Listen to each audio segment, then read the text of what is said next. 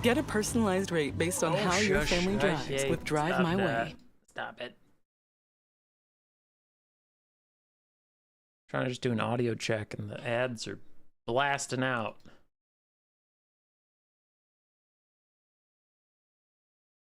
You're gonna hear it again, but I just need to hear my response to it.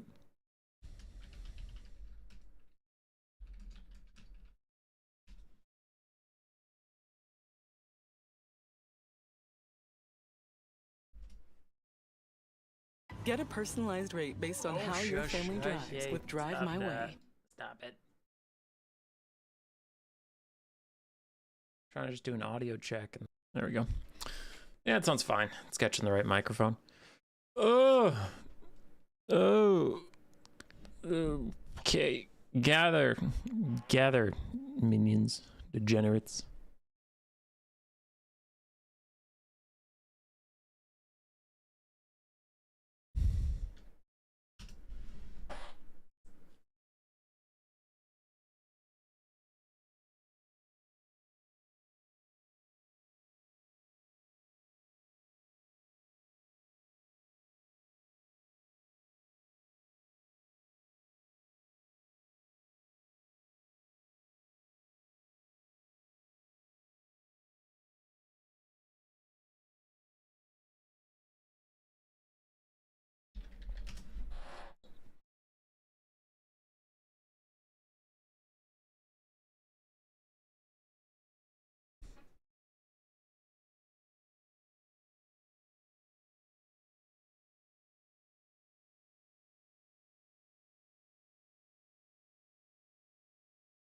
Oi, oi, oi, oi.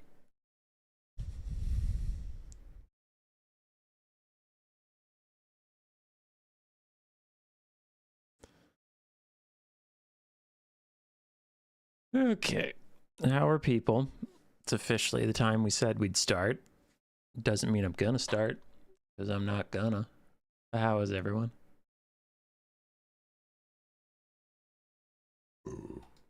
Ugh.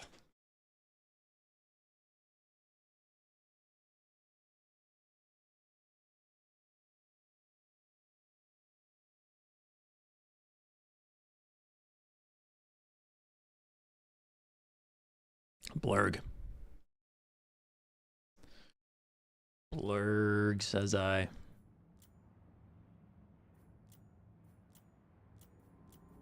Wait, why are these on different versions of the game? Okay, I'm on the live version, it's fine. I was like, wait a second. Hold on.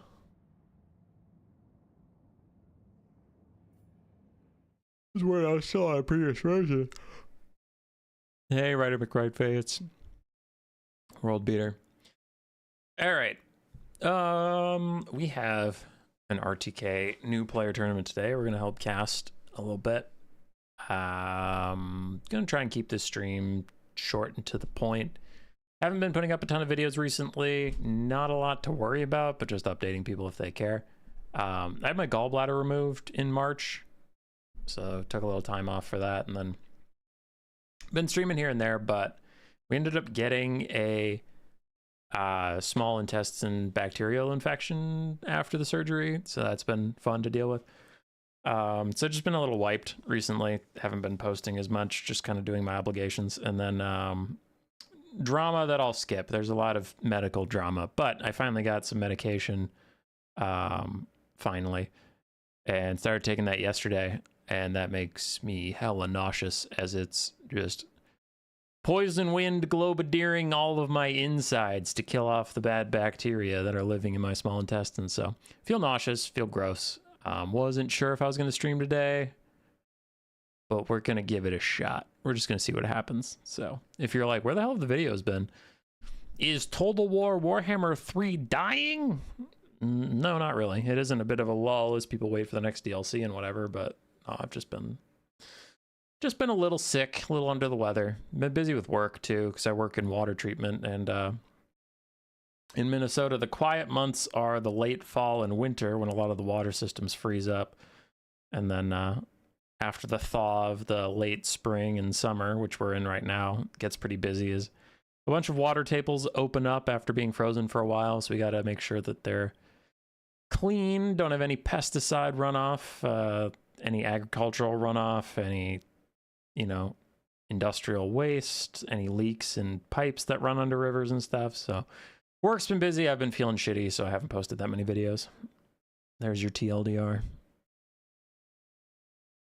What up, Hummingbird? I mean, Hummus Boy. Hey, Doomsage. I mean, I just ran you through what's been going on recently, so feel like you need to pay attention. No, there's a delay. I know, it's fine. It's fine. All right, here we go, boys and girls.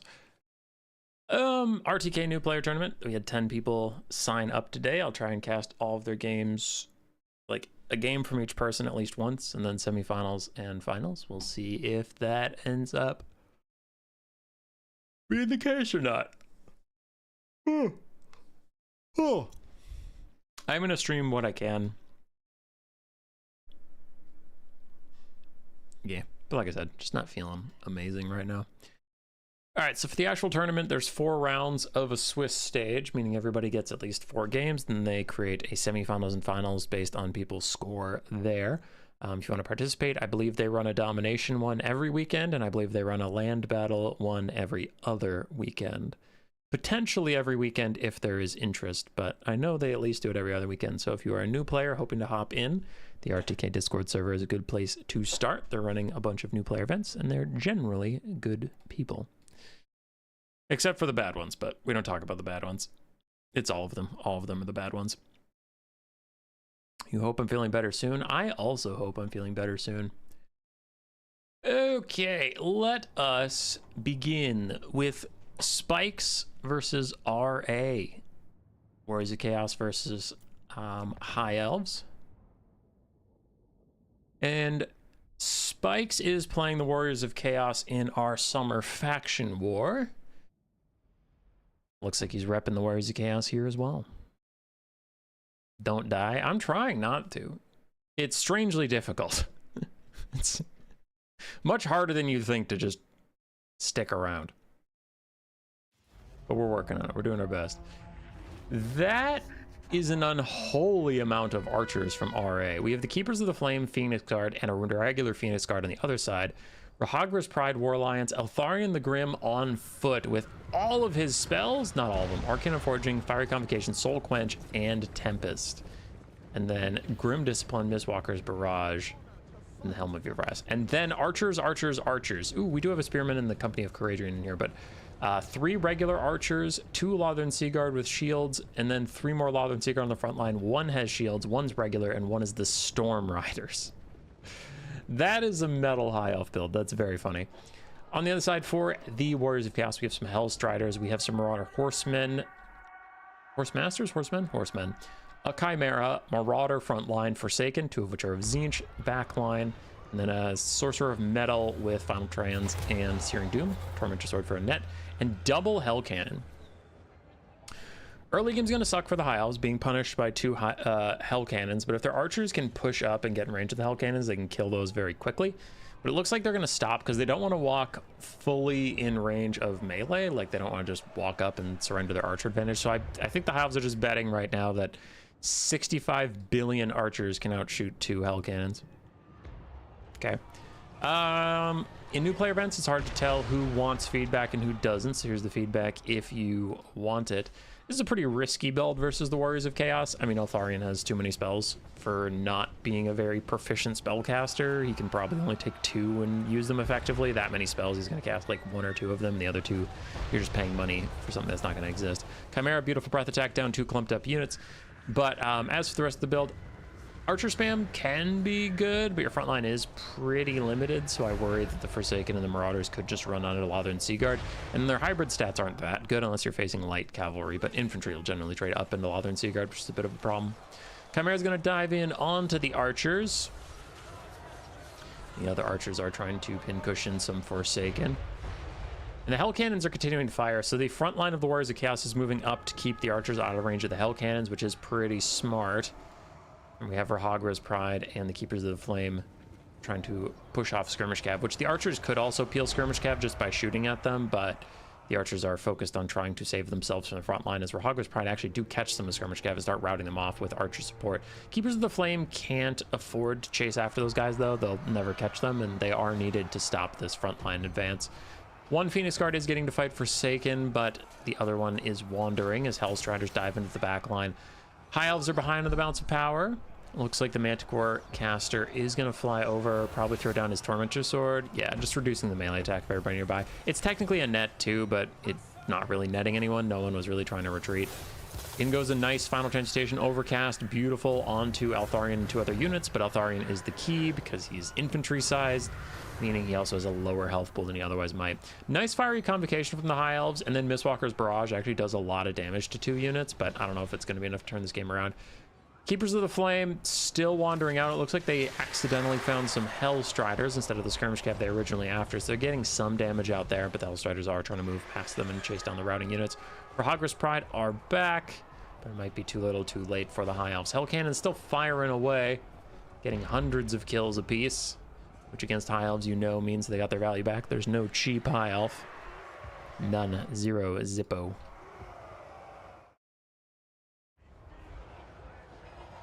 Altharion's pretty low. It looks like the Hell Cannons are now going to try and snipe him out, which they are pretty good at doing. Decent homing on those Hell Cannon shots already gets him routing. Balance of power is nearly army losses for the High Elves, and this might be the death sentence. It's knocked over on his face once again. Another shot coming in. Another 100 damage or so. Pushing Altharion away. Ooh, Rahagris Pride do dive into the Hell Cannons. That's smart. That's a good play. I like it. We do have the single entities of the Chaos Warriors. Warriors of Chaos? Yeah. It works. Warriors of Chaos, single entities coming back to peel the Rahagris Pride with the Hellstriders. So those guys are going to be doomed, but I mean, they had to do something. The game's looking pretty rough, so I'm not going to criticize them for trying to make a play. Phoenix Guard still grinding away with Forsaken. Altharion routes for the second time as another Hell Cannon shot welcomes him back to the battlefield. He shatters, taking everybody else with him. GG.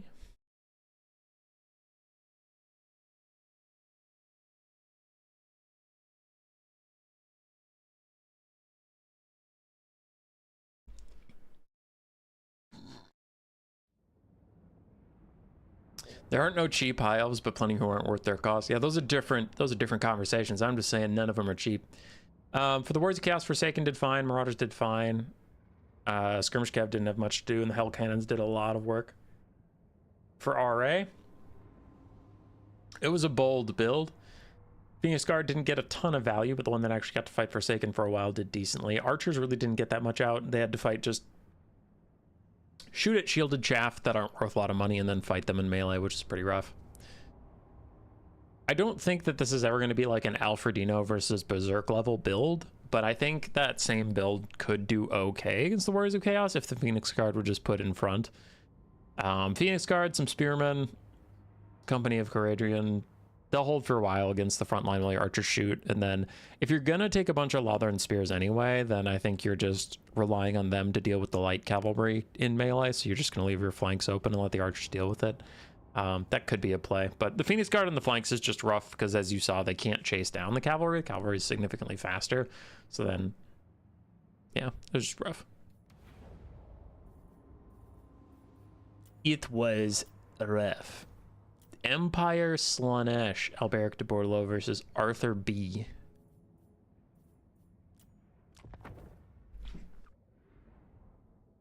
Hey Codex, hey Electric Cabbage. I'm sorry your softball got canceled, friends. That's no good. Alberic versus Arthur, Slanesh versus Empire, and we have some T'Challa action.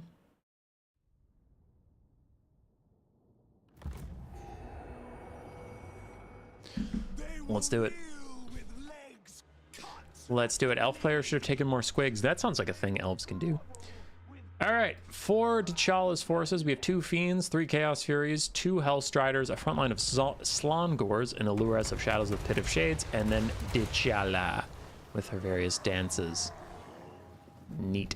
Outside for the Empire of Man, we have Karl Franz on Deathclaw with Gal Maraz and Reichland Runefang. Jade Wizard with Earthblood and Awakening of the Wood. So you're going to try and spam cheap heals. White Wolves and the Silver Bullets and a Sunmaker, Hellstorm Rocket Battery ROR, so 3 regiments of renown to hold up the ranged. Front line of Empire Spears, and I think I saw 1 Swordsman, then some Reichsguard, Empire Knights, and the Royal Altdorf Griffites.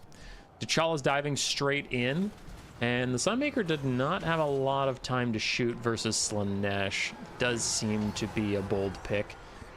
Even on a big map, Slaanesh has a lot of Vanguard and just a lot of speed, so you're not going to get a ton of time to shoot regardless. Pit of Shades coming out onto the White Wolves as T'Challa and the Chaos Furies shut down the Silver Bullets. Another Chaos Fury hits the Sunmaker, and on the flanks, Franz is buffing up some Empire Knights with Reichel and Runefangs. They're doing pretty decently into the Slaanesh cavalry, and we are going to need to see the Royal Altdorf Griffites countercharge.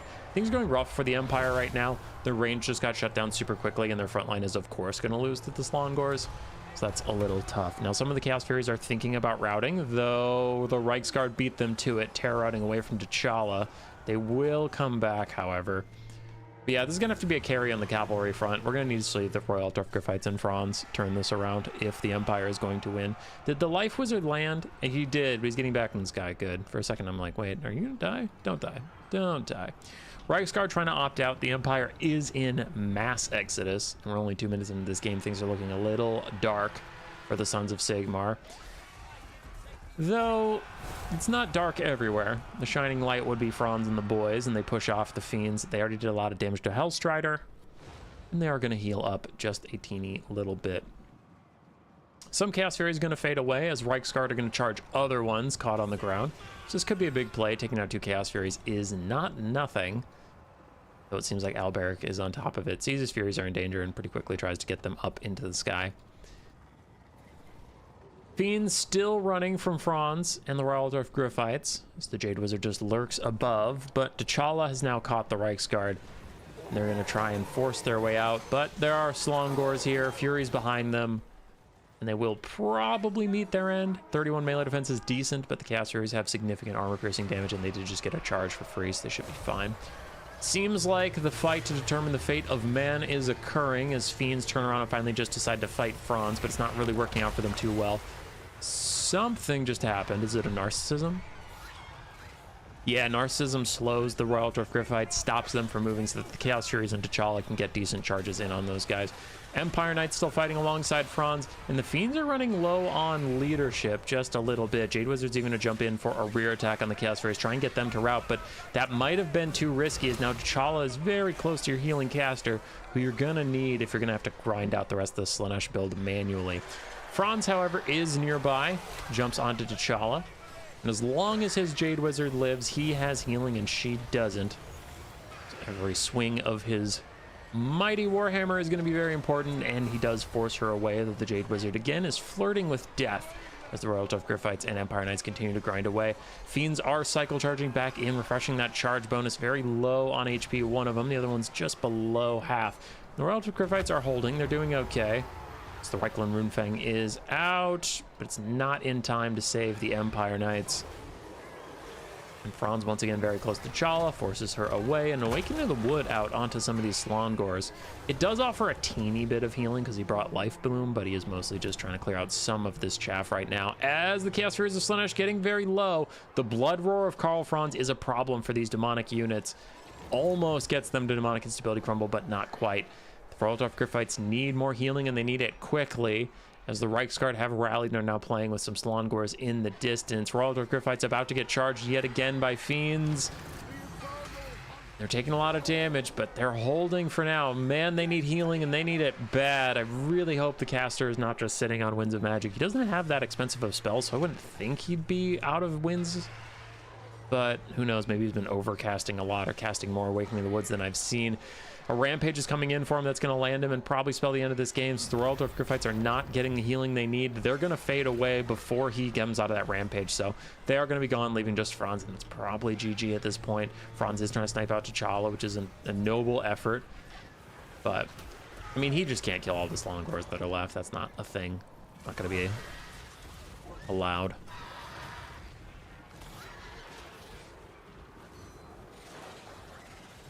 Yeah. All right, Franz still trying to grind it out. Still has that blood roar, so minus leadership for everybody around him is pretty decent. Again, these are demonic units, and ooh, the Royal Drift Griffites managed to rally. They get rear charged by Hellstriders and do take a lot of damage, but maybe their leadership can hold. They are a pretty elite unit. It does not look like their leadership will prove sufficient, however, as there are other Hellstriders nearby ready to pounce on them, and still they're not getting any healing. Looks like the Life Wizard is now routing, so it's just Franz au natural. No healing for him either. That's probably GG.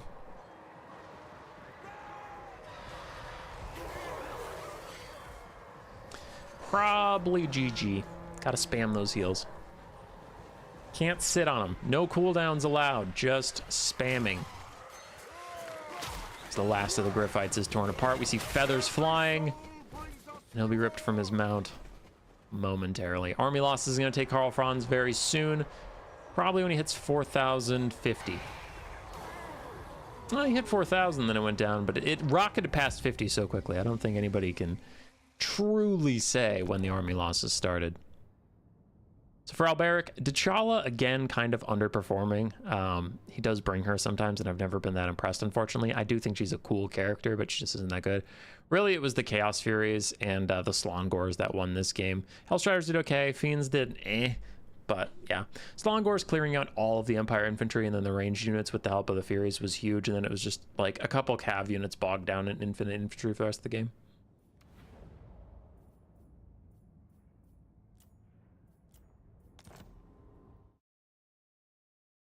Yar yar. All right, we got some green skins. We got some lizardmen. It's funny because I feel like these guys would be natural enemies, but actually they're not. Greenskins and lizardmen do not have that many interactions, as far as I'm aware. Like, have they run into each other? Yes, but it's not like the greenskins are a consistent scourge the lizardmen have to constantly deal with. It's more of just like, oh, you wandered into the jungle once, got fucking murdered, and the rest of you decided not to do that. All right, here we go. For the Lizardmen of Bird, we have Nakai the Wanderer, Skink Skirmishers, some Saurus Warriors, a couple of their club variant, and then a couple Skink cohorts in the back. So a lot of frontline infantry here. A couple Croc Scores, 2 Sacred Croc Scores. One is the cohort of Waddle with Nakai. That makes sense. Croc Scores are fun. Then we have a Skink Priest of Heavens with Wind Blast and Chain Lightning, and then a Rev Crystal for a little bit of healing. On the other side, for the Greenskins, more Meiju Marauders, Goblin Wolf Archers with Armor Piercing, some Forest Goblin Spider Riders for Poison and Skirmish, frontline of Goblin Spears backed up by Night Goblin Archers, the ROR Night Goblins who are unbreakable and have spinning loons, some Stone Trolls, the Swamp Things, a couple Boar Boy Biggins, including the ROR, a Goblin Big Boss with Dayneed Stabbin', Night Goblin War Boss with his Net and Fermented Fungi. And then, where's the caster? Is there no caster? Do you have a caster? Caster? Anybody? Greenskins? Caster? No magic caster for the Greenskins. All right, okay. You should probably take that. Casters are always worth it. What's not always worth it is Saurus Warriors. As we can see, they take half their HP from the spinning loons. Brutal start for those brave Saurus boys. As we do have Boar Boy Biggins now retreating away from the Sacred Croc Scores. Stone Trolls also trying to back out. And so are these Goblin Spears, man. Everybody's just running. I guess they're running from the Chain Lightning, but it does look like they're just running from the Sacred Croc Scores. Ah, Croc Scores, bail! Nakai fighting archers despite the Boar Boy Biggins that are trying to stop him from doing such. He is ignoring them entirely, but in the background, other Stone Trolls and Skirmish Cav have gotten to the archers. Though the Skirmish Cav are trying to outshoot the archers right now, which is just not going to work. You do have to fight them in melee. Like, across the board, Skirmish Cav lose in shooting battles with standing archers. It's almost always the case. The only case that it isn't true is, like, the Empire grenade launcher outriders versus tightly packed low HP archers. Sure, then the grenades would win, but every other case, archers counter Skirmish Cav, so just trading ranged fire with them is not going to work. Greenskins doing okay on the balance of power. And the frontline fight is a bit of a mixed bag. It is utter chaos, but I am very worried about the amount of skirmish assets that are in the background just kind of pissing value into the wind right now. Using their ammunition, which you can see is not proving very effective on either a foot caster or these skirmishers. They do need to get in melee and flank some of these skink skirmishers, run them off the map, that sort of thing. But that criticism aside, elsewhere, the Greenskins are doing fine. They isolated and killed a Sacred Croc score off screen. They are still churning through Saurus and Skinks, doing their best there, despite their pretty limited front line of just Goblin Spears. So the Boar Boys and the Trolls having to do a lot of work. Now we're starting to get some more involvement in the back line. The Forest Goblin Spider Riders are just nom-nomming away on the Skink Skirmishers who are trying to retreat. Using their poison to slow them down is pretty good. We have other Goblin Wolf Rider archers, though, that could use to get involved. Morgan's Magi Marauders trying to help these Stone Trolls rout the Skink cohorts. It's going pretty well for them. Looks like we have a snipe attempt onto Nakai. Fermented Fungi, and they need Stabbin', reducing his stats by quite a lot, though one of those did just wear off. Now both of the Goblin Hero and Lord teaming up on Nakai, and the Swamp Things are here, and the Broken Tusk Mob.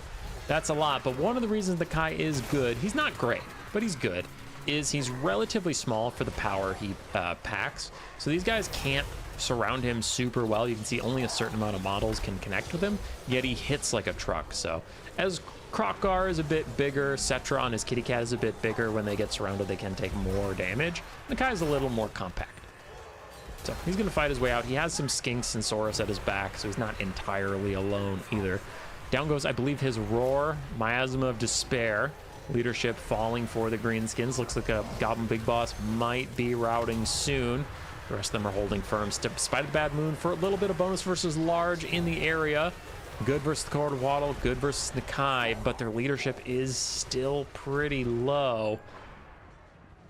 We do have Greenskin archers firing in, so they're trying to offer help. I was wondering if those arrows were for or against the Greenskins. If we still lose the Swamp Things, we still lose Goblin Spears, we're going to lose the Broken Tusk Mob.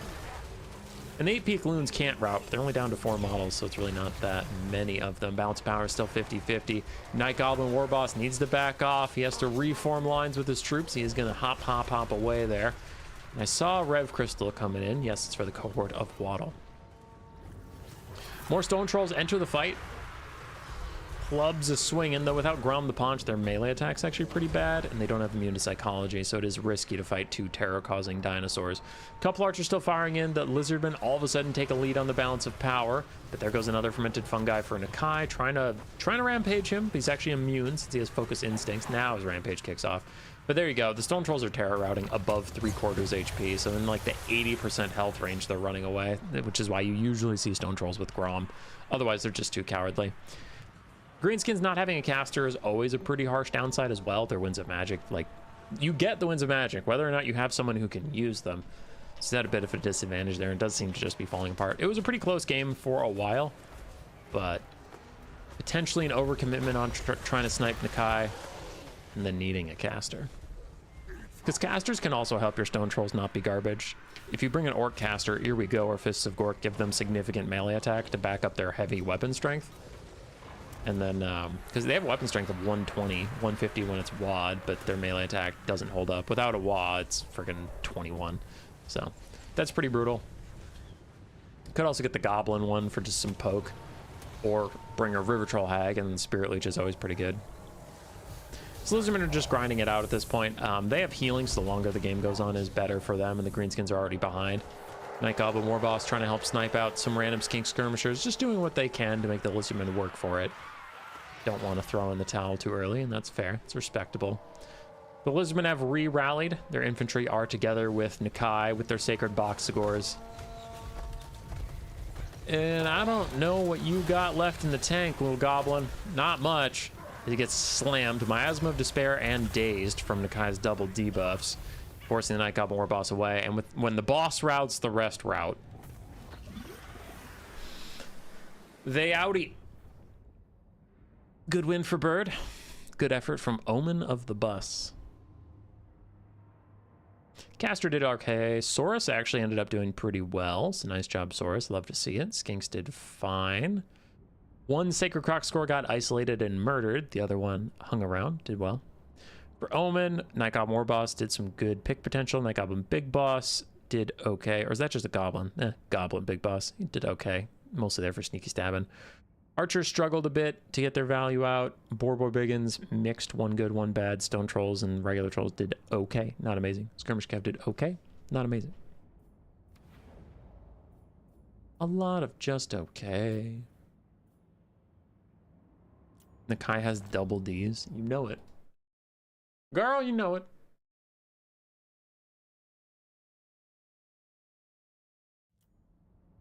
Okay, so what have I cast? 3 games?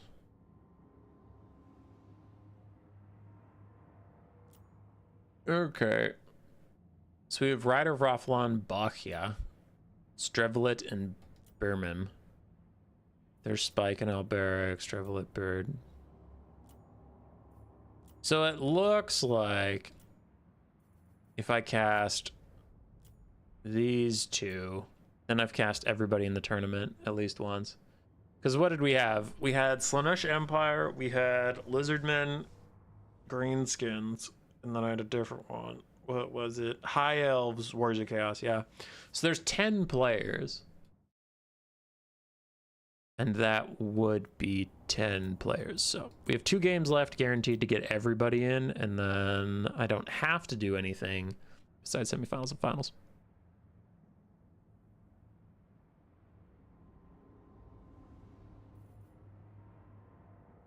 Give us some coast action. It's up to the players. It looks like we have Counts, Beastmen, Britannia, and Khorne left. The Beastmen versus VC was not great. Okay, then I can try and find some other Beastmen / VC action. Kind of curious about this Khorne one, though. Oh, no. Here's what sucks, is the perfect duo is right here. If the Beastman VC game was bad, and we have Britannia and Khorne that need to be cast, there's Beastman, Khorne, and Britannia VC. That's hilarious. It's great for efficiency-wise, but I was really curious about that Khorne Britannia game, so we might come back to that one, but sure. All right. We'll come back to that one, but first we gotta get the guarantees out, so we'll cast this.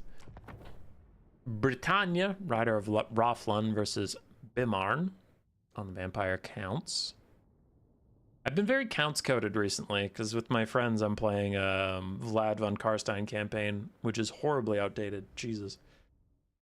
Some of the technologies are terrible. Some of the buildings are terrible. Man, the VC campaign needs an overhaul.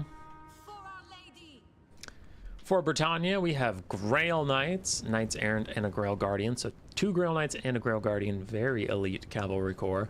Peasant archers, some with poison, some with fire to reduce the regeneration. Then a very paltry infantry line of 5 peasant mobs, 3 spearmen at arms. We have the Fey Enchantress, who's not seen often these days. She did bring her Mortis effect, regrowth, and Chalice of Potions. Then I thought I saw double Paladin. Yes, I did. Neither of which has Guardians. They're both just tiny stat sticks. For the Vampire Counts, a lot more infantry. Skeletons, skeleton spearmen. Sorry, it's all skeleton spearmen and zombies. And we do have a couple crypt ghouls and 3 Cairn wraiths. Interesting. 1 corpse cart, unholy lodestone for the extra stats, perfect vigor, and healing. Very nice. And then Manfred on horseback with Fate of Buna and Spirit Leech as his 2 main spells. Double White King, also on horseback, and one of them has Scabscrath, and then triple Vargeist, including the Devils of Schwarzhofen for some night countercharging. So I like it. Looks like the Vampire Counts are going to try and rely on an infantry advantage to win the infantry fight, and then wherever the Knights try and cycle charge or get involved, the Vargeist will dive on top of them, or they'll get hit with Fate of Buna from Manfred, who is going to try and fight peasant mobs in melee for as long as possible to not be in any danger at all, but also charge up his Sword of Unholy Power. So I would hope to see him just fight some peasant mobs soon. Scabscrath caster is trying to get into the backline, and oh no, you do not want to cast Spirit Leeches on the Fey Enchantress. She has 75% resistance against those kind of spells. You can see it's literally doing like no damage, so do not Spirit Leech the Fey Enchantress ever. Ever, ever, ever, ever. Archers are currently pin cushioning the corpse cart, and the front line is getting a little saturated. Multiple units are stacking up on each other, which makes them good Comet of Cassandora targets, but also means that the cycle charging from the Britannians will hit more units. There's a big Comet and lots of damage. Meanwhile, the Vargeist dove onto the Knights, which is a good play, but all 3 of them ended up diving into the same area, meaning the Knights are just kind of blobbing on them, instead of the Vargeist being able to get rear charges down if the Fey Enchantress is over there supporting and shutting them down other ways. Corpse Cart is dead. A Paladin sniped it out after the Archers did a lot of the work, but the Britannian front line is crumbling very quickly. peasants running for the hills. We do have some units getting through onto the archers, so that's going pretty well. But I do worry the vampire counts have lost sight of the win condition.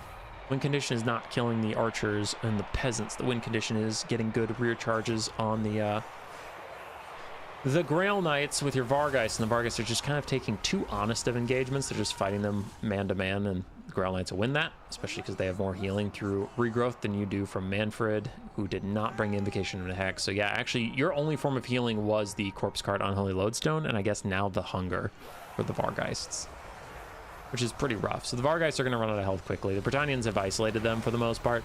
There are some skeletons out here, some skeleton spears, but not enough to peel for the Vargeists. They are taking a lot of damage. They're dealing some back for sure, but I'm like, yeah, I mean, they're going to get regrowth. It's fine.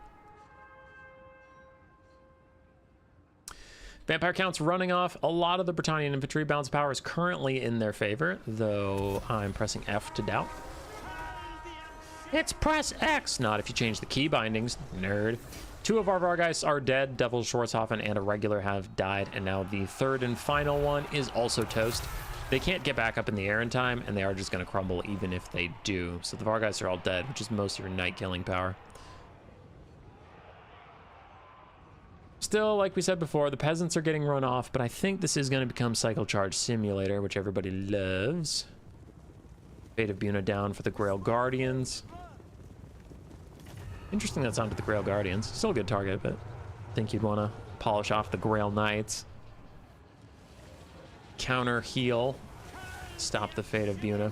Yeah, the Grail Knights are very low on HP, so Fate of Buna could have been good for finishing off models. Another Spirit Leech onto the Fey Enchantress. Obviously, you can't hear me because this is a replay, so I don't think he's clocked it. But yeah, like I said, she has 75% resistance to that type of damage, so not a good spell choice, unfortunately. Well, spell targeting choice. The spell is fine, just not on that target. Britannian peasants continue to get chased off, but elsewhere, we can see the Grail Knights and Grail Guardians are going to start rear charging skeleton spears.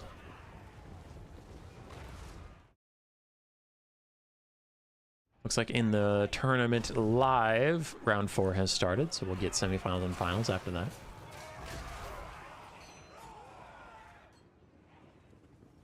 But the Knights are just going to sweep up all this extra infantry, which is a problem for the vampire counts. They're trying to regroup what they have around the White Kings and whatnot, but everything else is going to get run down. And we even have archers coming back, which is pretty bad. I'm going to hit fast forward just because there won't be a ton happening here for a second. As Manfred flirts with fighting some Grail Knights, but he definitely doesn't want that smoke. Overcast Leech is the best spell in the game. It doesn't actually do any more damage, Milky Way. It just increases the range.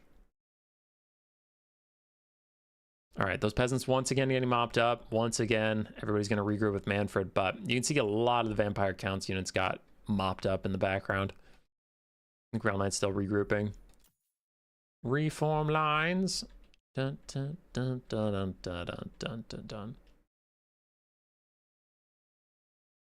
And Manfred did not do a lot of grinding in peasant mobs to charge up his Sword of Unholy Power, so I don't think he actually has a ton of extra Winds of Magic lying around. He might have enough for like another Fate of Buna or 2 or something. I just meant it's not like he's sitting on 90 Winds of Magic and is completely fine. All right, players have reformed. Once again, the undead hordes stream towards the Britannian peasants, but ooh, nice Scab Scrath down those spearmen. A predictive Chalice of Potions. The vampires start to dodge it. Is it going to angle towards them? Doesn't look like it matters. Nope, good dodge from the vampire counts. And that Britannian front line immediately crumbled. There goes another Fate of Buna onto the Grail Guardians and a heal at the same time onto the Grail Knights. So it definitely wasn't trying to predict the Fate of Buna, just was throwing out a heal happenstance at the same time. There goes another Spirit Leech.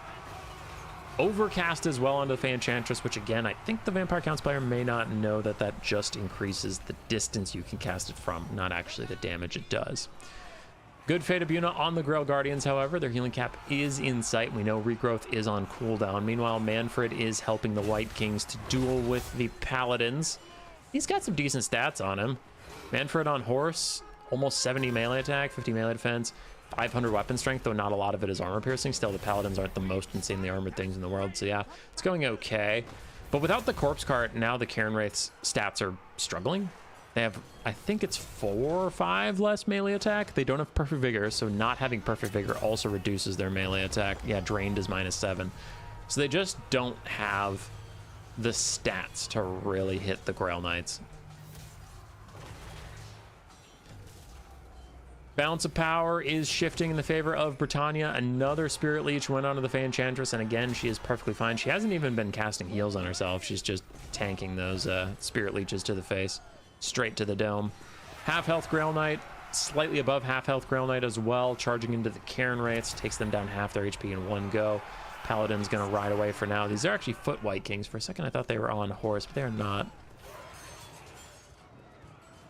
And Manfred's still riding around. I agree with Milky Way in chat that all those wasted chat cast Spirit Leech crying face. I think if those had all been Fate of Bunas onto the Grail Guardians and Grail Knights, or even Spirit Leeches on the Grail Guardians and Grail Knights, honestly, the Vampire Counts could have clutched this game out. I don't think their build was a problem, but like the Vargeists took too honest of a fight too quickly. They just tried to 1v1 the Knights, and that didn't work out. And then in the late game, the Spirit Leeches on the Fey Enchantress have all been a little wasted. We're down to Manfred and 2 Whites. It's not going to be enough to kill 2 Grail Knights, 2 Paladins, and the Fey Enchantress, who may have 1 regrowth left in the tank. May. I don't think she has a ton of Winds of Magic left, but should have another regrowth. In come the Grail Knights and Grail Guardians. In there somewhere is Manfred von Karstein, getting stabbed to death. Yes, he is. Blood spurting out of him. He's down to half HP. His only healing is from the hunger. He does not have Invocation of Heck or zombie summons to bail him out of this bad spot.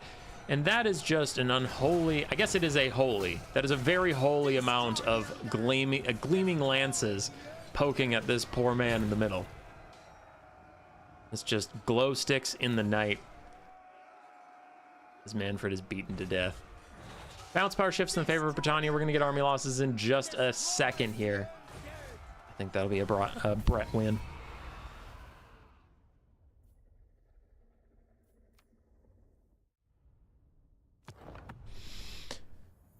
GG's Fey Enchantress, decent value considering she's just a healer. Paladins did all right as well considering their low price point. Archers and infantry got shut down very quickly by the Vampire Counts, but the Grail Knights and Grail Guardians carried the day.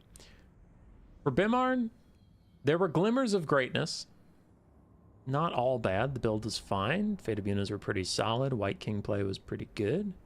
Cairn Wraiths did good work. Vargeist did well despite being thrown. So imagine if they had played a little more cheekily, played closer to their zombies and their corpse cart. Can't wait to see Nagash in these tourneys. Not gonna happen. Not gonna happen, dude. Nagash is dead. Nagash is never coming back.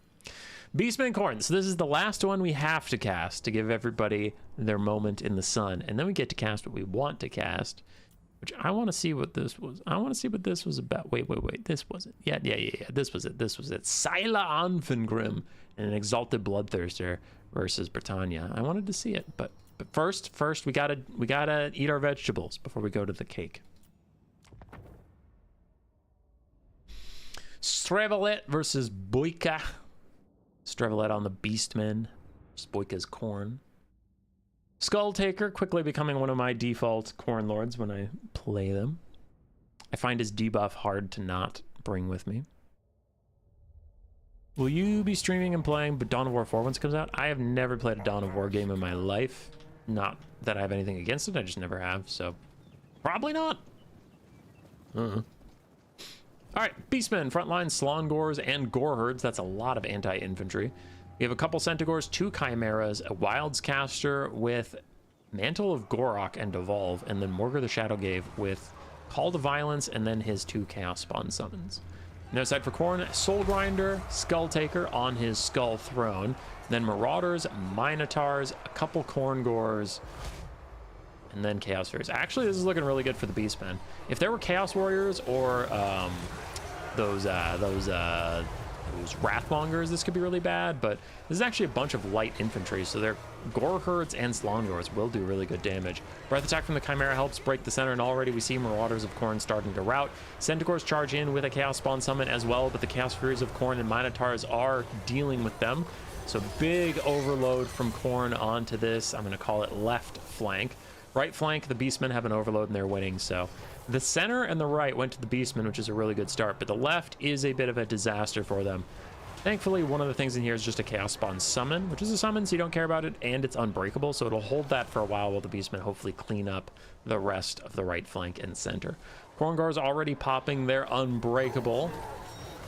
Just in time. They'll fight for another 15 seconds, but they're getting eaten alive by these gore herds right now. And gore herds don't usually get to eat too good, but they are. I saw another Chaos Spawn. It looks like this is Morgur's involuntary summon. One unit was just close enough to dead that it turned into a Chaos Spawn. Other Slongors and gore herds are rejoining the fight. Khorne is down on the balance of power, and they are a little bit blobbed up. I worry about these Chaos Furies getting hit with a nasty double breath attack from the Chimeras on either side, causing them to maybe route. Devolve Overcast, reducing the melee attack speed and leadership of everybody in this blob, so really trying to get those Furies to route or whatever, but they do not. They get back up into the skies and they are going to fight the Chimeras 2v1. As a Horn of Khorne is trying to buff up the Soul Grinder, and Minotaur is getting countered by a Call to Violence from Morgur to keep his boys in line. One of the Chaos Spawn has faded away. The other one has 15 seconds left before they will also be heading for the door. And there go the Chaos Furies, very bad at killing single entities. So Chimeras will do just fine there. Beastmen feeling real good? Feeling real good. Feeling the best they've ever felt as the breath attack comes in onto the Minotaurs of Khorne. Did a little bit of damage there. And the Furies actually just dive back into the fight, deciding not to fight the Chimera anymore. You have two Chimeras in the sky, powerful single entity duelists with breath attacks, completely unthreatened by your ground forces. They can free the breath attack as they're doing on the Minotaurs over there. An unholy horde of Beastmen infantry to keep grinding away at your Minos, and then the single entities you want to snipe out are two infantry sized. One's a caster hero, which is something, but Morgur is very tanky and has regeneration, so I don't know if Skulltaker can even like truly Lord snipe the Beastmen and try and win this. And we can see the double Chimeras have jumped down onto him as he spins around his skull throne. Looks like we're getting another Traderkin cast. No, not Traderkin, the other one. Devolve. But it wasn't that. It's just another Call to Violence. Morgur's just calling and calling. He's got the new Mint Mobile Unlimited plan, and he's calling away. I'm Ryan Reynolds, and I support this horrible Chaos Abomination because it gets Mint Mobile for $15 a month. Mint Mobile. Ryan Reynolds knows something about phones, apparently. There they go. Army losses takes Khorne out. Beastmen gore herds OP. Beastmen gore herds OP.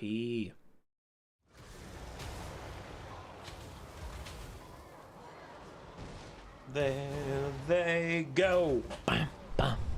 There they go again. Bam, bam. Man, this Soul Grinder's taking forever to die. Boop his bum. They booped his bum. His bum got booped. Alright, Chimeras got good value. Centaurs did fine. Goreherds and Slongors cleared out that front line. And Morgur and his caster didn't contribute a lot of value, but they just were around to help out. Marauders of Khorne being the most disappointing unit in the game as per usual. I hate them. I think they are garbage and they suck. Chaos Furies did okay. Minotaurs didn't have a lot to fight, unfortunately. The Soul Grinder did alright. And Skulltaker did alright. GG's. There. So that's all I technically have to do, but I want to see this. I want to see what happened here. Booted up Boyka again versus CB's Rider of Rothlon.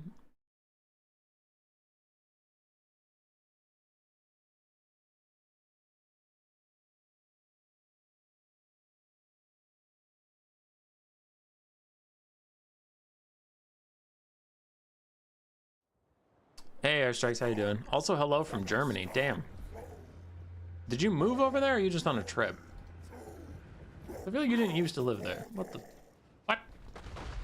For this build, Chaos Furies of Khorne, 3 of those. We have an Exalted Bloodthirster, Scylla Anfengrim, with his Rampage Explosion and his Mortis Engine Serpentine Tail. Then some Marauders of Khorne, Khorngors, a Soul Grinder as well. That is about it. For the Britannians, a front line of spearmen at arms. King Llewellyn Kerr, a life caster with only regrowth, 1 Blessed Field Treb, a whole bunch of archers, and a couple Grail Knights. Now notice in this matchup, often Britannia does not bring peasant mobs because peasant mobs are usually just cheap chaff that you can use to slightly hold back the advance of the opponent. But with Khorne just wants to kill them and get those skulls and get more army ability, so you won't often see Britannian players bring any peasant mobs because you're just feeding Khorne's passive. Vacation, love it, love it. Hope you're doing well, hope the weather holds up over there.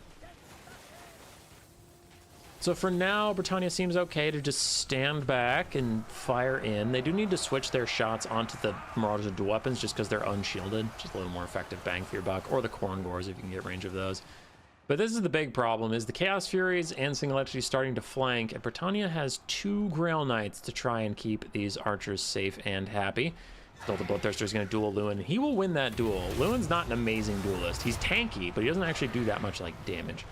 As the Exalted Bloodthirster is kind of derping it up right now. Oh, he did get orders to move away. Interesting. He popped his Deathbringer. You think he'd want to fight, but he backed off briefly. Anyway, a little confused what's going on up there, but Llewellyn is going to duel with the Exalted Bloodthirster. Meanwhile, archers get aggressively shut down. Grail Knights get beautiful counter charges, so we can see 2 of the Chaos Furies are already dead, but those archers took a lot of damage in a short amount of time. Llewellyn's still chasing down the Exalted Bloodthirster, who's just not taking the fight, and I think he's actually getting punished pretty heavily for it.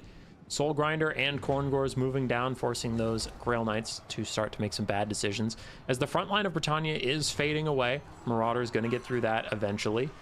And the flanks are still pouring in more infantry, so the pressure campaign is up. Bounce power is in Britannia's favor for now, just for a teeny little bit, but I do think we'll be seeing that come back to the middle. As the Exalted Bloodthirster lands in to help out Scylla, he's going to start terror routing some stuff, and especially if he can terror out / really route that Damsel, that would be quite huge for Khorne's chances in this game, reducing that healing for Britannia in the late game. Archers trying to turn around and fire back in, but they are being harassed by Marauders of Dual Weapons, so they'll route right there, and the Trebuchets are now under assault as well. Bounce power still not great for Khorne. Do have some Grail Knights, though, who are attritioning quite badly, very close to routing, and if they do, I would hope that the Chaos Furies or the Exalted Bloodthirster would walk them off, just because they're such an important part of this Britannian comp. Khorne Gore is getting to fight other Grail Knights, as the Grail Knights are now being forced to use to clear infantry, because there's just so many infantry that you do have to deal with them at some point. The Exalted Bloodthirster did manage to rout the Grail Knights, so it does not look like he is going to chase them off. I hope the Chaos Furies do. I really hope that somebody chases off those Grail Knights. That would be a pretty big play for Khorne. But again, the Exalted Bloodthirster is landing back on Llewellyn, wants to keep getting damage on the King of Britannia. That can be decent. Like I was criticizing him for not dueling Llewellyn earlier, but honestly, I think as an overall strategy, you can just ignore Llewellyn. He's incredibly tanky, and he's a decent support lord, but he doesn't actually do that much damage to you, so how most Bretonnian losses go is Llewellyn in the late game all alone, just getting whittled down by cycle charging and infantry. So, yeah, you can just avoid him. Otherwise, he's going to take up a lot of your time. The Grail Knights did rally, however, so yeah, I feel like that's what the Exalted Bloodthirster maybe should have been doing in hindsight, was chasing down those Grail Knights rather than toying around with Llewellyn. If he gets Llewellyn, then it's worth it. I'm just saying it's hard to actually, like, kill Llewellyn. As you can see, Llewellyn's running away. Does get a regrowth, which is a pretty big win for Khorne. Llewellyn usually likes to try and heal cap just off of his passive healing, but enough damage was coming in, the Bretonnians were worried he was actually going to die. Grail Knights charging some of the Chaos Furies that were used to chase off archers. And those Furies are going to die, which might allow some of the archers to come back, though it looks like Khorne's infantry are just constantly pressing them to the brink. They won't be able to rally too much. Llewellyn's healing up. His heal cap is probably about to appear any second now. It's right around the corner. The Damsel's getting away. Soul Grinder is going to get isolated by Grail Knights. Usually a good fight for the Grail Knights, but there is an Exalted Bloodthirster ready to rear charge you. Please commit, please commit, please commit. There you go. I thought he was going to fly away. I was like, no, no, no. Your Soul Grinder needs you real bad right now. As the Exalted Bloodthirster is getting some decent damage on those Grail Knights. The other Grail Knights are up on the high ground dealing with some random Marauders and pushing them off, but there we go. The Grail Knights are forced to back off. The Exalted Bloodthirster and the Soul Grinder too much for them to deal with. Llewellyn is diving in, and I do want to see some of these fights taking place on top of Khorne Gores. Once again, Deathbringer is popped at the same time as the Sword of Corone. And in come the Grail Knights once again, but here comes Scylla, and he could have his Rampage Explosion. The explosion itself would do a lot of damage, but also you'd force these Grail Knights not to be able to cycle charge and to stand in the Corngors. But the Exalted Bloodthirster is also taking a lot of damage. He could be regretting this decision as a second unit of Grail Knights is coming in. The Corngors have stopped. No, they need attack orders. They need to come in, please. Please help the Exalted Bloodthirster, please. A nice relentless rage to keep him alive for now. He is going to fade away eventually, and there go the Grail Knights. There will be no Rampage Explosion. There will be no Corngor support, and an unfortunate misplay from Khorne might cost them the game at this point. They might be dead.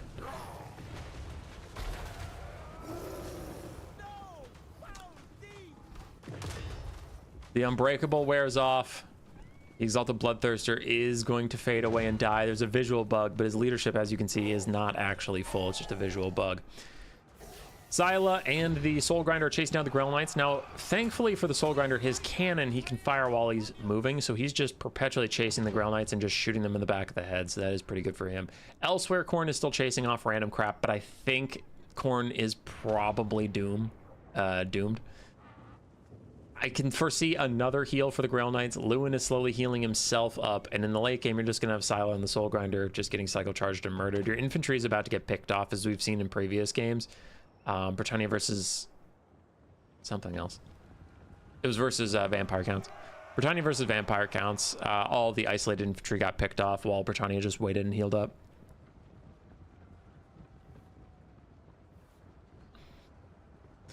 Marauders once again trying to catch the Peasant Bowmen, though I don't think they'll survive impact from Lewin. Yeah, they're just going to tear out right off the field. Time to do a little bit of fast forwarding, as each side is just going to chase down and then regroup. Grail Knights getting chased by the Soul Grinder and Scylla. He did manage to rout them, so that's a pretty big win for Khorne. So we'll fast forward through some of the Benny Hill bits. Corngor is trying to rally back up. Nice job chasing down those guys. Definitely worth it. And they might want to get this damsel. She's being a little too aggressive. Corngor is probably going to get dove by Lewin soon. No, he's just going to let him go. I would have liked to see Lewin charge them, because then they can't have charge defense. And then the Grail Knights hit them as Lewin breaks their formation. All right, the last hope for Khorne. Now, it's not over. Balance power is 50-50. I would personally put it more at like 30-70, but the 30 is still there. Scylla could still use his Rampage to force the last Grail Knights to sit in Corngors, fight the Soul Grinder. If the Grail Knights die, then Lewin is stuck fighting Halberds, which we identified is a win condition. But there we go. I called it about 2 minutes ago. Grail Knights do get another regrowth, so Britannia was buying time for a heal. Both sides reform lines. Both sides start advancing. Soul Grinder still has some cannon shots. Still has 8. He's going to probably rip those shots at the Grail Knights. He can't control who he shoots at, however, so he moved in range of the damsel and he started shooting at her just because she happens to be there. But is going to shoot at the Peasant Bowman. Cannon firing away, down to 6 volleys left. Leadership at 7 for the Peasant Bowman. 5. They rout, they don't shatter. Smart to turn the Soul Grinder around, though. He doesn't want to keep ripping shots at the peasants. Now he wants to back off, as the Corngors and Scylla are going to move up without Archer interference. And have they been able to rest much? Yes. One's fresh, one's very tired, but the fresh one's going to be important. Higher leadership, but also higher melee attack from being fresh. Do these guys still have their Unbreakable? Yes. One still has the Fury of the Skull Throne. The other one doesn't. All right, Lewin's charging in. Now, this is smart. This is normal. He's jumping in to break the formation of the Halberds, so now the Grail Knights can hit them from behind, but he maybe went a little too far ahead. It looks like the Grail Knights were not ready to charge back in. So Lewin trying to get a bit of poke, definitely regretting it, as another regrowth comes in for the Grail Knights. They back off. Peasant Bowman shattered. They will not be coming back. Soul Grinder rips another shot, but misses, and he only has 2 volleys left. The last of the peasant mobs are moving in. I suppose they're not peasant mobs, they're men-at-arms. Still terrible. Damsel's gonna fight Corngors, but again, he's just trying to use single entities to break the Corngors formation so that when the Grail Knights charge, they don't have to deal with charge bonus. There goes the Damsel life, however, absolutely wrecked. I do think she was probably out of Winds of Magic, so she wasn't that useful, but damage is damage, and we take those. Now, Scylla, do you have a Rampage ready for the Grail Knights? Please, if you are going to win this game, you must Rampage them right now. There comes the Rampage and the explosion. Big moment for Khorne. Lewin managed to get a Sword of Corone down, but huge Rampage. brings these guys just sitting in halberds. The Grail Knights can't pull out. They can't keep cycle charging. A terror out takes one of the Corngors. The other one still has Unbreakable, and there it goes. Unbreakable halberds. Lewin's getting ground down. The Grail Knights run out of their rampage. They could back off, but they need to support their king, their liege. It won't be enough. They'll rout. The men-at-arms rout, and army losses. It was a little dicey. It was a little dicey for Khorne there for a second, but they clutched up when it counted. Sila Onfengrim unironically carrying the game with his rampage. GG. GG for Boyka. Exalted Bloodthirster got a lot of value. A couple things I disagree with about his choices with that character, but still very good character versus Britannia. Sila, amazing value. Soul Grinder, incredible value. So those three single entities doing a lot of work. The Marauders and the Corngors also did their jobs, clearing out a lot of infantry, and the Corngors in the late game were amazing. CB, Rider of Raflan, Lewin did very well. Men-at-Arms got mostly slaughtered for the Blood God. Archers got mostly slaughtered for the Blood God. Some of them got some decent value here and there. Trebuchets got murdered, but the Grail Knights tried to carry. Duck Shark, why are you here? Duck Shark. I have a bone to pick with you. I know I saw you typing earlier, but I forgot I have a bone to pick with you. Let me pull it up. Let me pull up the bracket. So Duck Shark, you're playing Khorne. Yes, yes. Khorne is the only Chaos God I can kind of tolerate. Tzeentch is a tool. Nurgle's faction has sucked since the dawn of time, and they still suck. And Slaanesh is a tool. Khorne's cool. You got the easiest matchup in the world. Grand Cathay. And in the faction war, and yet I don't see you in the finals. Why haven't you destroyed all who I've put in front of you at this point? Duck Shark is our wonderful Khorne representative, and he's fighting Strevelet, who you saw in this tournament on Grand Cathay. But bro, it's so easy. It's so easy. Let me tell you. Every Grand Cathay build. Here's the thing. Here's the thing. Here's the thing. Shush. Here's the thing. Shush. Every Grand Cathay build is some iteration of this.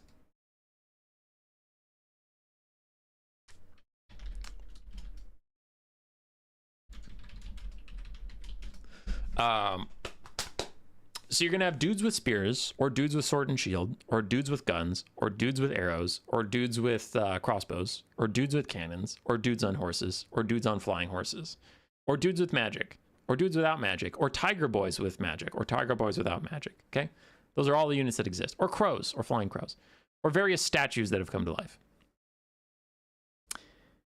And what they're going to try to do is, if they have shooty shoots, they're going to try and shooty shoot you, and if they don't have shooty shoots, they're going to try and pokey poke you. So you know what's going to happen. You know exactly what's going to happen. So you can take boys that counter their boys, and you can just win. Like, this isn't that hard, right? Just because, like, here's the thing. All of their people are people. It doesn't matter if their people are on horses, or their people have guns, or their people have cannons. It doesn't matter. They're just people. So just take units that kill people, and you'll win, because it's a people faction. They have people, so just kill the people. I feel like I'm taking crazy pills, but this seems pretty fucking easy. Whatever.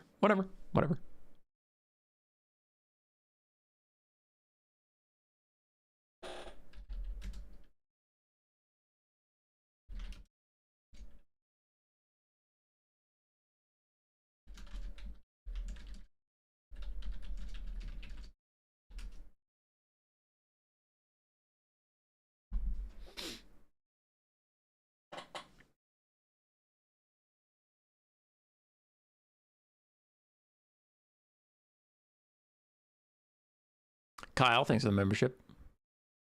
Jacker Skins, wow, this is a cool tournament. Who's hosting? They must be radical. I already mentioned it's RTK's tournament, bruh. Don't pretend I'm not saying what's going on. And hell, the title of the video is RTK New Player Tournament. Jacker Skins is a bully. He's bullying me.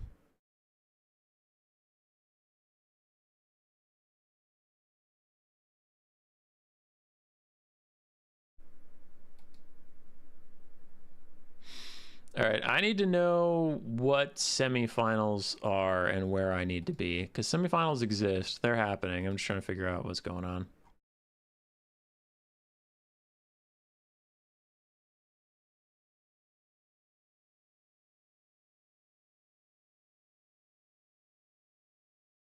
What? Okay, so what? It's Bird versus RTK's Bird, the Lizardmen player, versus Knight. Oh, it's streamer mode. I can't see who anyone is. King Arthur, and then Strevelet versus Ajiru. Yeah. Do you have a lobby? Strev, you got a lobby? Me spec. Where can I watch the remaining games? My stream, you sir. Okay, we're gonna go cast semifinals live. I'm gonna put up the weapon thing just so when I get into lobby you don't see the builds. I'll bring it down in a second. Everybody calm down. Okay, we're gonna catch one semifinal live. The other one they might be done already, so then we'll do the replay. And then finals, I'll probably ask the players just to do their builds and get ready to hit start, and then I'll cast the other semifinal, join the finals live. I think that'll be the plan. So cool. All right, we're into lobby. I'm in the map section, so you can't see their builds. So here we go. We're here with the first semifinal: Strevelet versus Rider of Rothlin.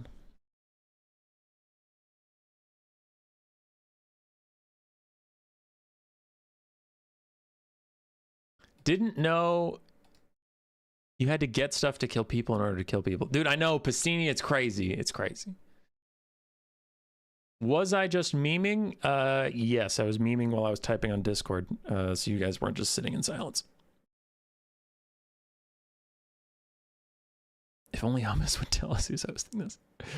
All right, for the billionth time, because for some reason you people think I don't give credit.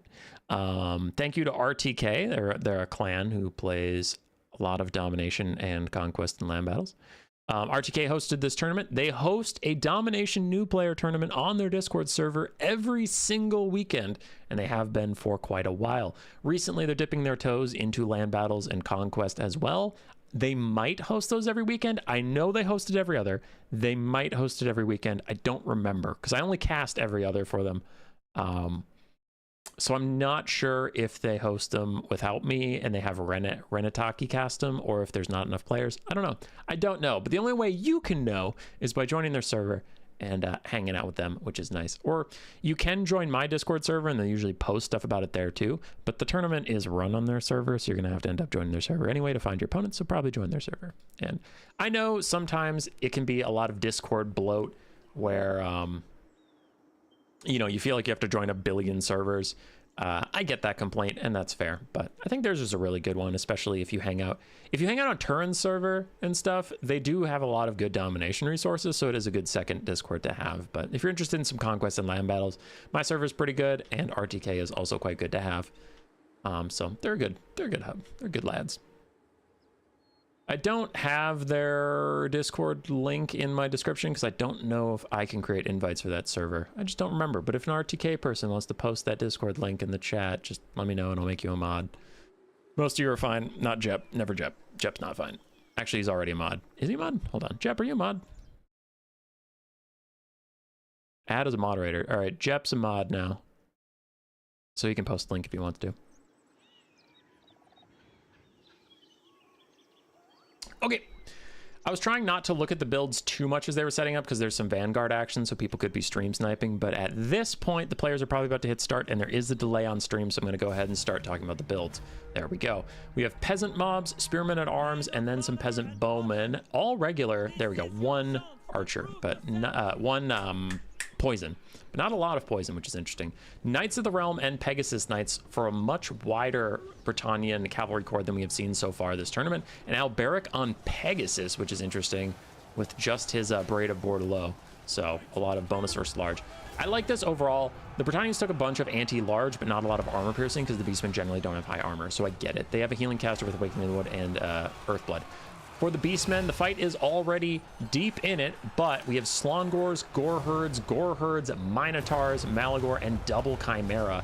So a lot of mid-tier infantry, not a lot of sheep infantry, really trying to bust through the Bretonnian front line with muscle, and it looks to be going well. What is not going well is Malagor got isolated, got in beyond his skis, and he is going to get murdered in the sky by the Pegasus Knights and Alberic. He is just gone. I have never seen Malagor get deleted so quickly. He's normally one of the tankiest lords in the game just because he's small and fast, but he whoopsied his way into a bad situation.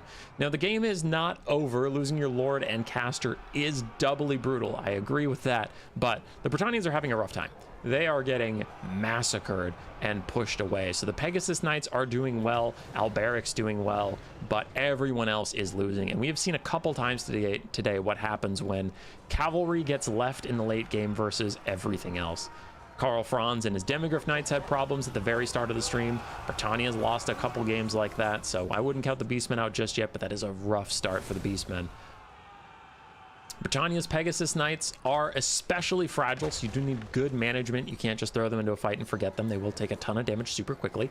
So they're getting a lot of good charges and getting back up into the sky, which is great to see. So really good management from the Bretonnian player of his cavalry thus far.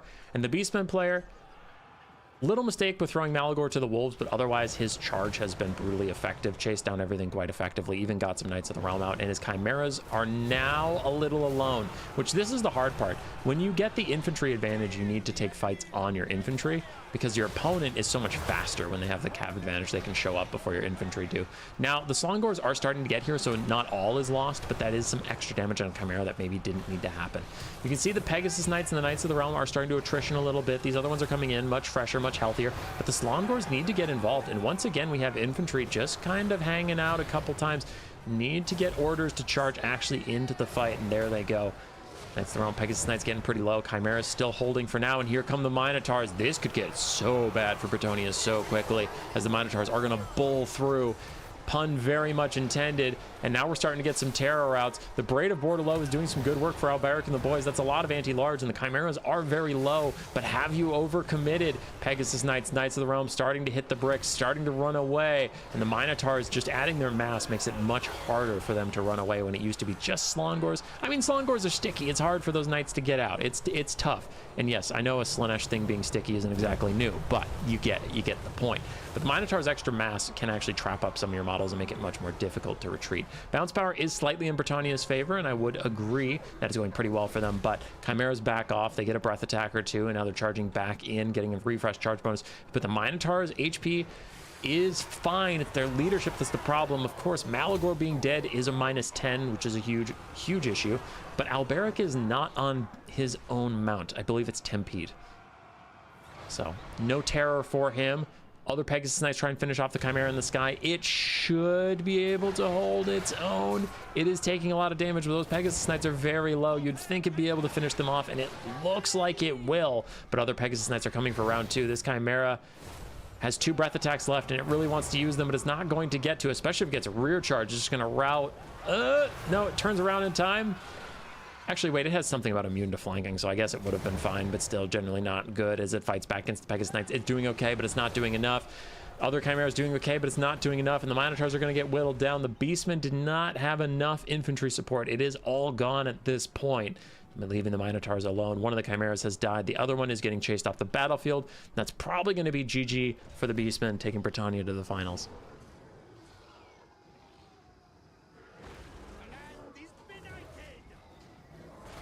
Is that a Jabbersight or something? Oh, yeah. Chat's explaining it, but it's a Chimera.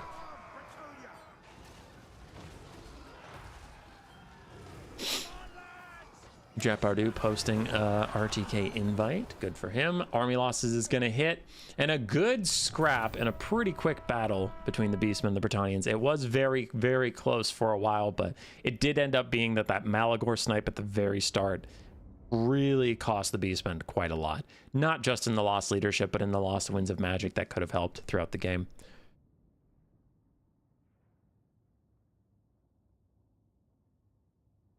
All right.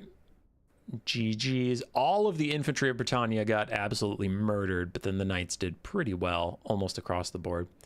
The other side, Gore-Herds did pretty good. Slongors did pretty good. Minotaurs actually did very well, and Chimeras did solid, but Malagor getting wrecked. GG's, GG's.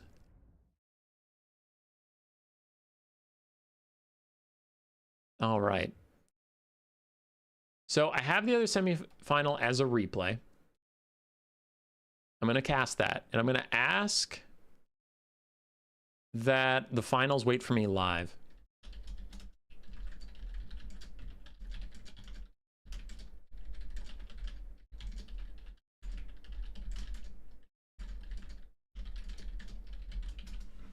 All right, so we'll catch finals live. We're going to get the second semifinal now.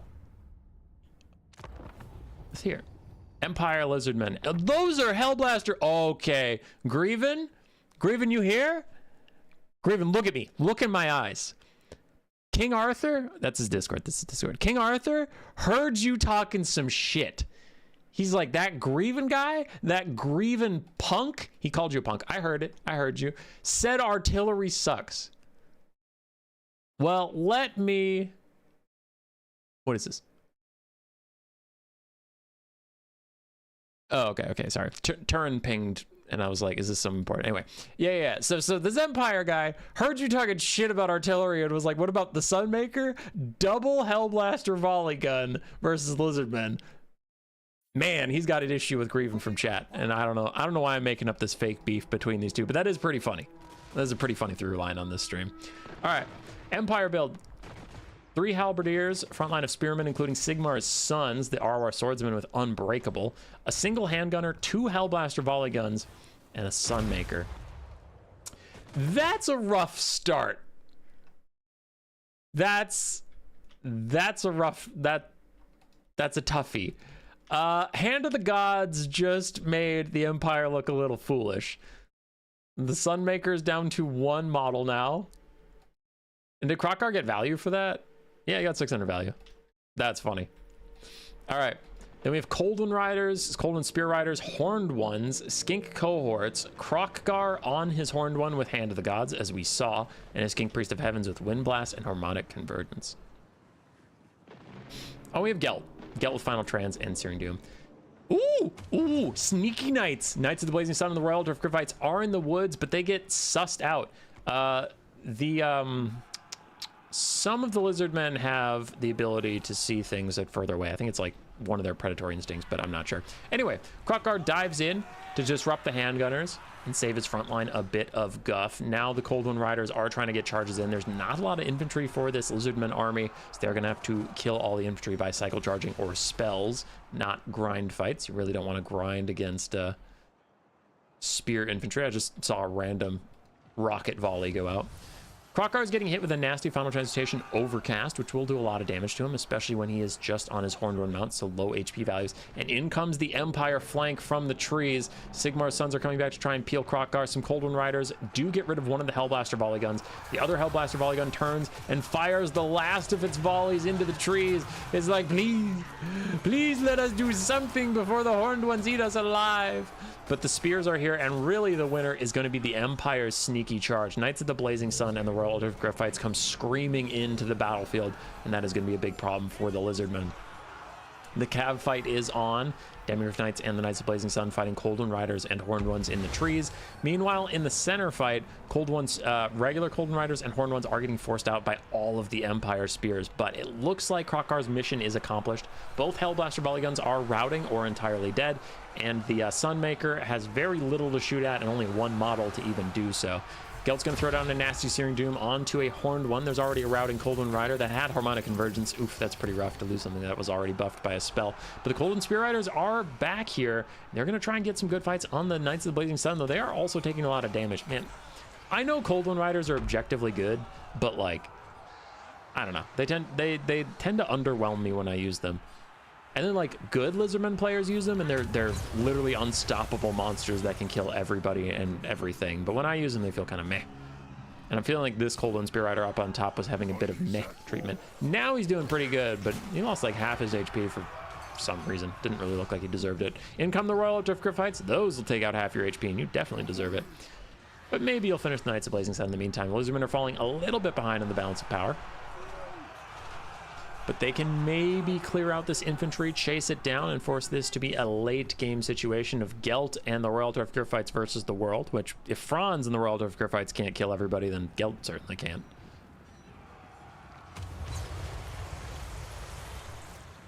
Just tuned in, new player Lizards is based as fuck. Yeah, Bird's pretty based. We enjoy him. We think he's a cool guy. Hellblaster's gone. Sunmaker has rallied, but it's away from its single model and also really not that much left to shoot at this point. We still have some skinks trying to grind through the Empire's masses, but there's a lot of Empire troops. There is a pretty healthy Royal Dwarf fight, and Gelt is just lurking. I have not seen a lot of... There it is. I haven't seen a lot of final transmutations out of him, so I was betting he still had Winds of Magic for an overcasted one. That's probably GG.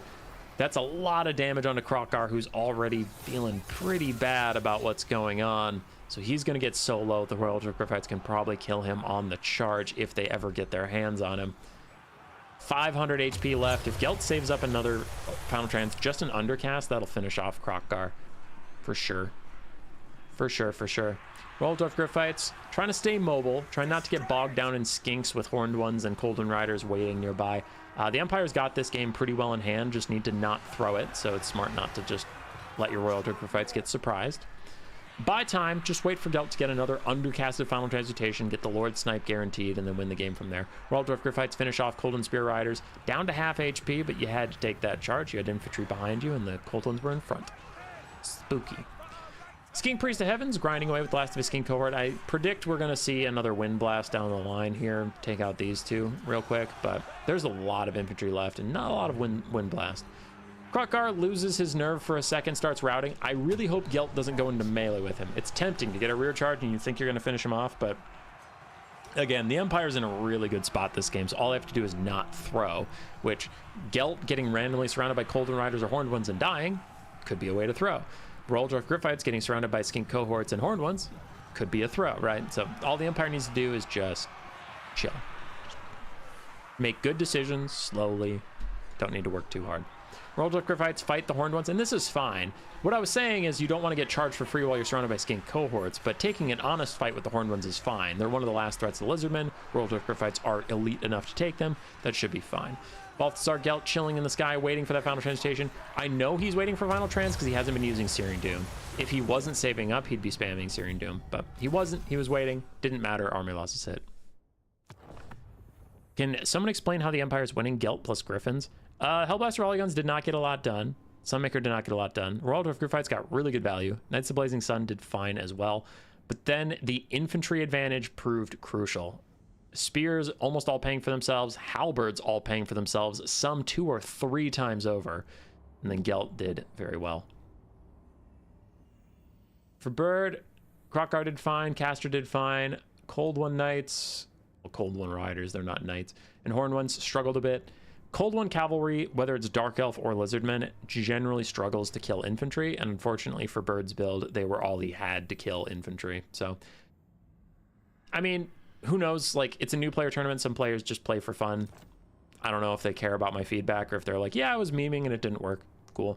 But like cutting one Horned One and upgrade and cut a Horned One and a Skink and upgrade them to 2 Saurus, and maybe you win this game because the Saurus can just help break through the infantry in the long run. Hey, Sego. So we're on to finals. Let's go find some finals.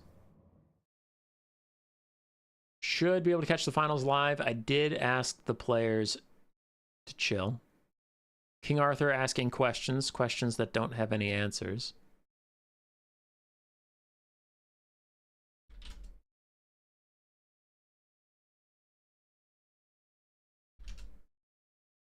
Hummus is the best, I think, Segos. Shut up, Segos. Shut up, dude. I know you're not being serious. I know you're just coming in here to make fun of me. And you know what? You know what? I was going to say something mean. I'm going to say something mean. While we wait for our finals to start, here's the thing. Here's the thing. All right, while we wait for our finals to start, here's the thing. Everybody shut up. Story time. Story time with Human Boy. Crusader Kings is a bad game. Okay? Why is that a bad game? Human Boy, why would you say that? People love, shut up. Human Boy, you're stupid. You're dumb. Everybody shut your mouths. Everybody shut your mouths and you just listen. The finals between the one I beat and the one I lost to. It's true. I need to pull up my Discord chat with my friends. All right. Where is Garavan? Okay. Here we go. Everybody shut up. It's story time.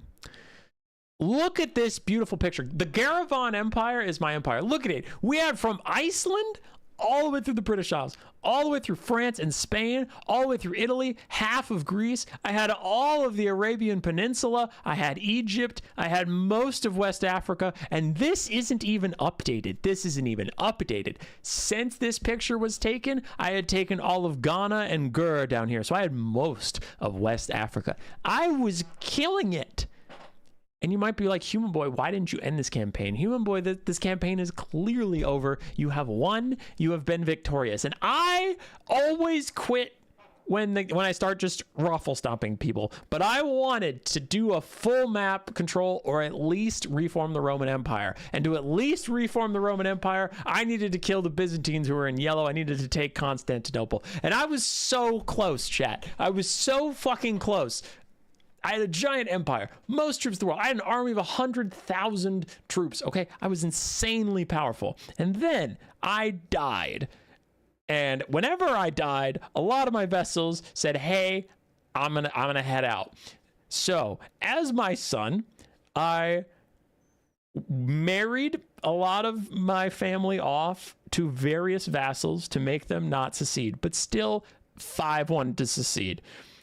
One of them I exchanged hostages with. So I had his son, he had my son, and the game was like, and I know some of you fucking nerds out there are going to tell me how I'm wrong. I still think it was misleading. Literally, when you say exchange hostages, it says makes them less likely to declare war on you. So I get his son and heir, he gets my cousin, and I have a knife to his son's throat. And I'm like, don't go independent. And he's like, I'm gonna go independent. And I'm like, okay, then I'm gonna kill your son, because that was the whole premise, is if you declare war on me, I'm going to kill him. And then it's like, killing him is an act of tyranny and it's wrong. And I'm like, literally the contract we set up was don't invade me or I'll kill your son. And if I invade you, you kill my cousin. So like, we had a deal, and all of a sudden the game's like, wow, you're a real dick if you go through with the deal. So I'm like, okay, what is the point of exchanging hostages if he's gonna declare war on me anyway? Whatever, fine, fuck it. So that deal was worthless. So now I'm facing a 5v1. My empire shatters, but like, this has happened many times before. Every time I freaking die, a bunch of vassals want out and I have to bring them back into line. So this isn't new. But it's difficult. It's a difficult war to win. I hire a bunch of mercenaries. I'm doing my very best. I'm making a lot of concessions. I'm doing a lot of diplomacy, and I'm doing okay. And then there's a fight. My 75,000 versus their about 60,000, but they have a lot more good troops. I have a lot more peasants. But, shut up. Here's the problem. I am across a river and I'm on a mountain, and they're attacking me. So they have to run through a river uphill. They get a ton of debuffs, a ton, which is why I wanted this fight. And I'm like, fucking do it. Do it, coward. Do it. You won't. And I'm absolutely slaughtering them. And then, shut up. And then the 80,000 guys are getting fucking murdered. My 65,000 are doing great. And then 1,327 guys show up, and they say, hey, where is this fight taking place? And I say, it's taking place in Croatia. Why? And they go, well, we're the Croatian Fifth Army, meaning we own Croatia. And I go, so? And the Croatian Fifth Army goes, well, we should get the defensive bonus because we live here. And I said, that's fucking stupid. I'm on a mountain and you're crossing a river. I'm not giving up this position. And then one of my dumb fuck commanders goes, sir, we have to. And I'm like, what? And he goes, sir, we have to. It's their land. They're the defenders. And I'm like, no, listen here, you dumb shit. I was standing still. They charged into me over a river. I'm the defender. And then the Pope comes over and goes, no, that's not very chivalrous. It's their land. They're the defender. So my 65,000 guys walk off the fucking mountain and into the empty field. And then their 80,000 fucking guys go across the river, up the mountain, into the fortifications. And then they go, okay, now let's restart the battle, but now your less guys, less trained guys, charge over a river and up a mountain into a defended position. And I'm like, why did we leave the mountain? Oh, because it's technically theirs. Fuck that! Stay on the goddamn mountain! So my army gets blitzed, absolutely fucking murdered. And I'm like, jeez, okay. So I'm calling in favors. I'm calling in allies. I sell a portion of my land to Germany to get Germany to on my side. And as I do all of this stuff, I'm at 37%. 37% war score. If you get to negative 100, you lose. But 37%, you do not lose. You do not lose at 37%.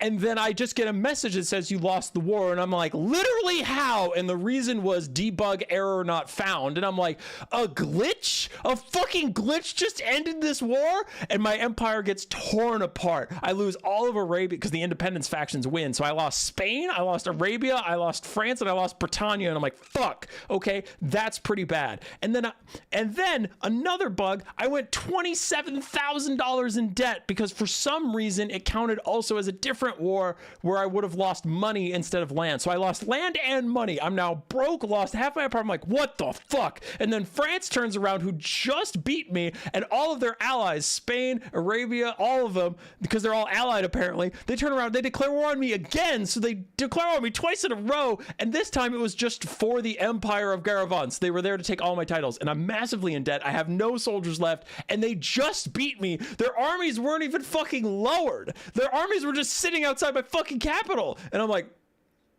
okay, I guess I just lose to this massive bug fest. Because you can't declare war while your armies are raised, but they did it anyway. The fucking defenders switched mid-fight to obliterate my armies, and you can't end a war at negative 37%. It has to be negative 100, but they just fucking did it anyway. And I'm like, okay, wow, so this game just wanted to be done. This game was tired of my shit and was like, nah, bitch, you're out. You're done. You're done. All right. Story time's over. I hope the players have made the lobby in the meantime. All right, cool. We've distracted long enough. The players have made a lobby and hopefully done their builds already. I was so pissed. I'm just putting the blocker up in case their armies are on display. They're not. I mean, as you can tell, I was so pissed, but like that campaign was probably 80 plus hours down the drain.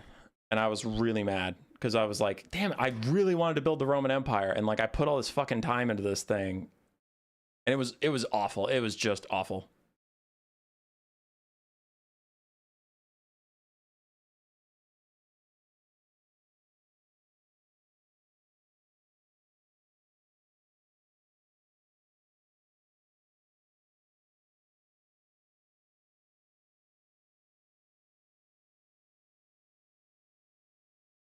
All right, the players are going to load up soon. I don't know if we have time for this.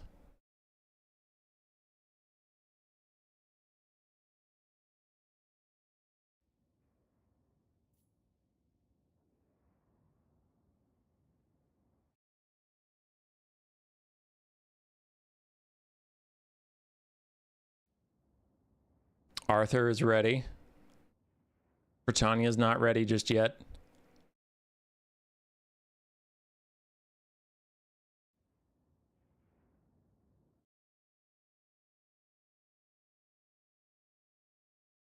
CK is the rise and fall of empires. That's true. I just would have liked it to be... I would have liked if I lose, I want to lose fair and square, but like a catastrophe of bugs just took me out. It pissed me off.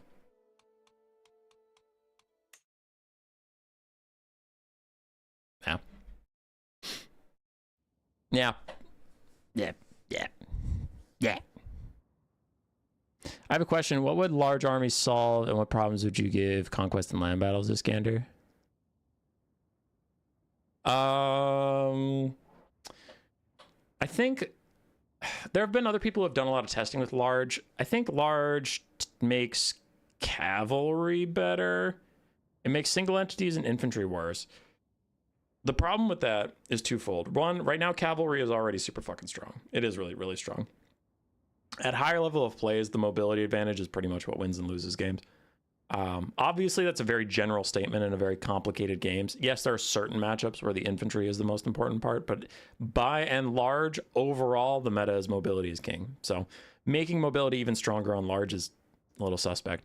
The other problem is everybody plays on ultra by default. So it's really hard. It's not impossible, but it is harder to get people to transition from quick play to tournaments if the tournaments are on a different unit size. It's not impossible, but it is like, it's another hurdle. And already we have a problem with not enough people playing multiplayer, so we try and make it as easy as possible. Land battles and conquest. I like both of them. I personally like, here's the thing. I like a good game. And the problem is there's a lot of people who try and make an argument that there is a superior game mode. There's not really. There are good games and there are bad games. There's good domination games and there's bad domination games. And like, I haven't seen a lot of domination recently. I don't watch much of its content, but like RTK used to do this thing. I remember like Houseplant did a lot of it, but I think Taco also did some of it. I don't know. Not trying to throw shade at RTK. It's just like a strategy I thought they came up with. Oh, because Tim the Wilder did it a bunch, but it was a build up. So the first 5 to 10 minutes of a game,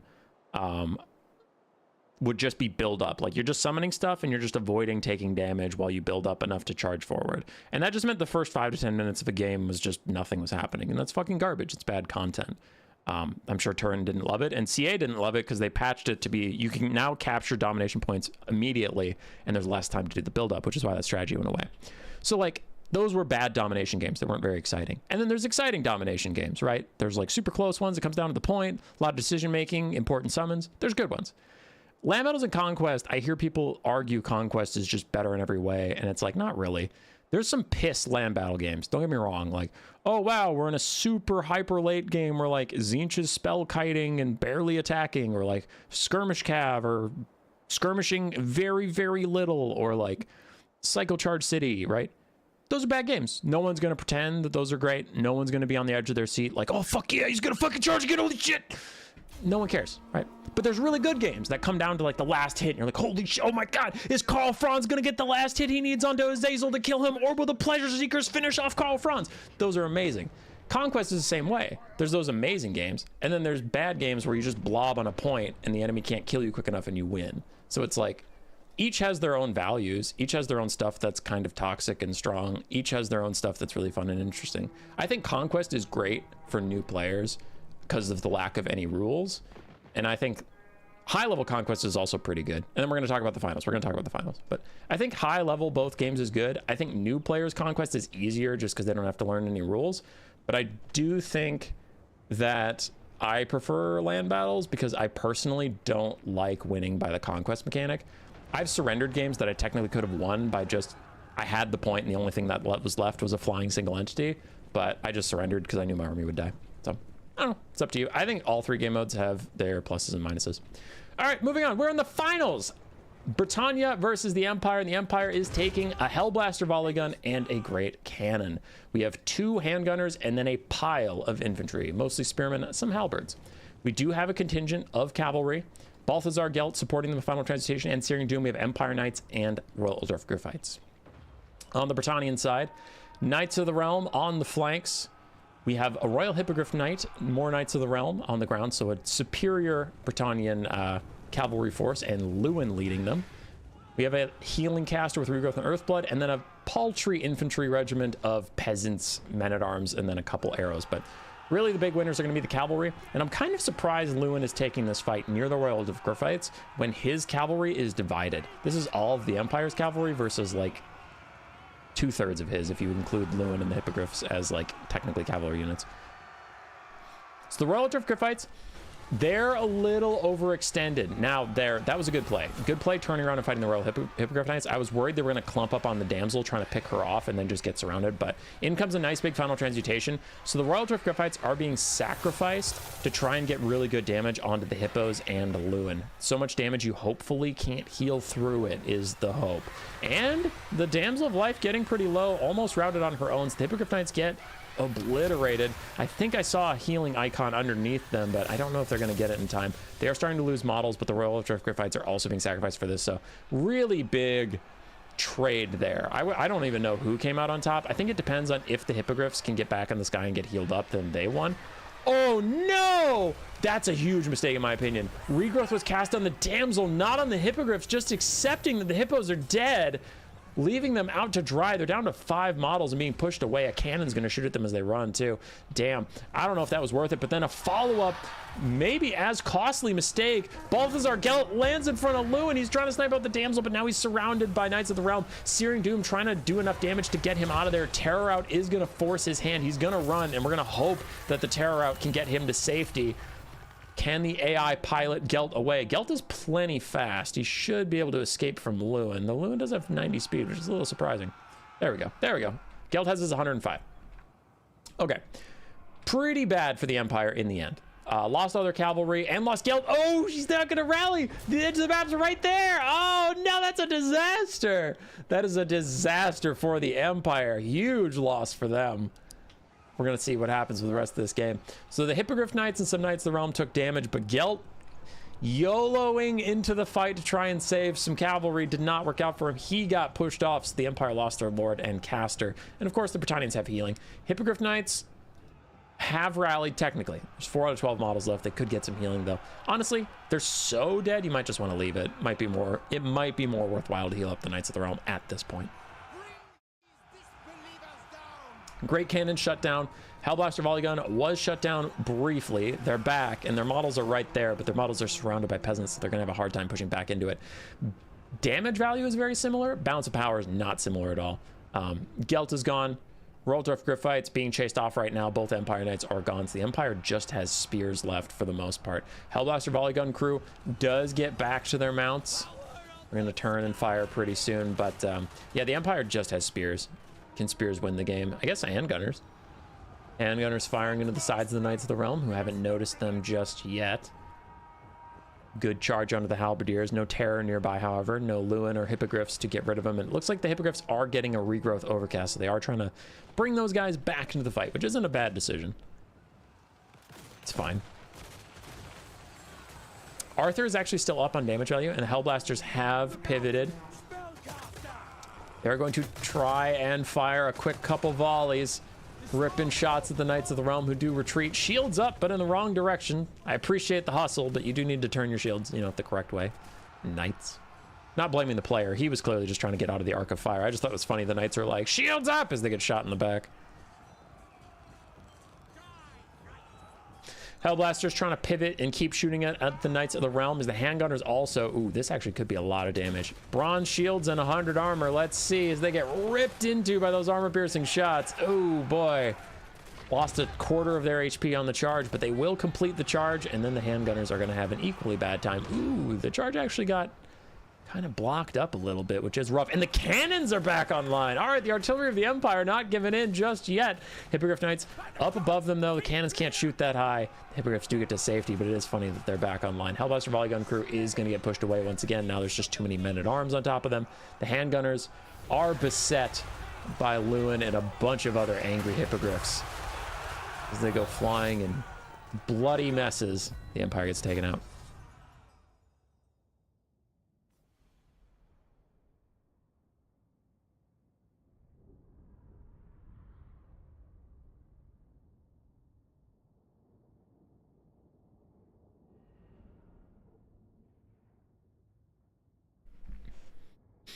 All right, chat, before we all get too critical, let us remember this is a new player tournament. Mistakes will be made. Mistakes are all right. Mistakes are all right. That's what these tournaments are for, bro. Let some new players hop in, play some multiplayer, get better, get stronger. without having to face Alfredino right away. Artillery did all right. Royal Electric Fights did their jobs as well. Gelt got a really sick final transmutation down, but then did end up in a bit of a whoopsie territory. King Lewin did okay. Not amazing value, but just was terror and supportive and stuff. Knights of the Realm, decent value. Hippogriff Knights, solid value as well. Maybe I misunderstood. I meant large armies in like 20 units per army. Oh, I thought you meant the unit size large. I think large armies are more interesting. Just as a caster, I generally like seeing a lot of units go against each other. It's very cinematic and epic and awesome. Yeah, I generally prefer them, but that's just a pure caster bias.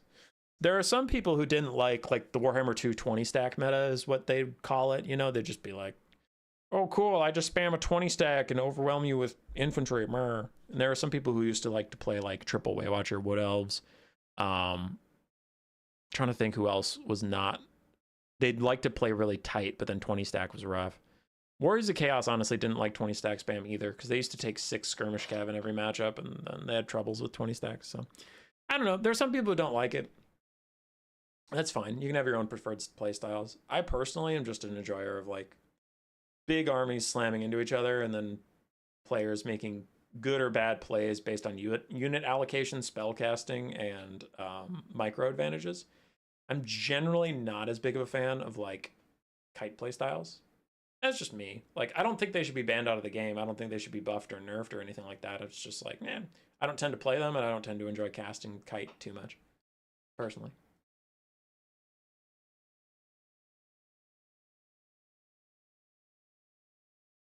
Yeah.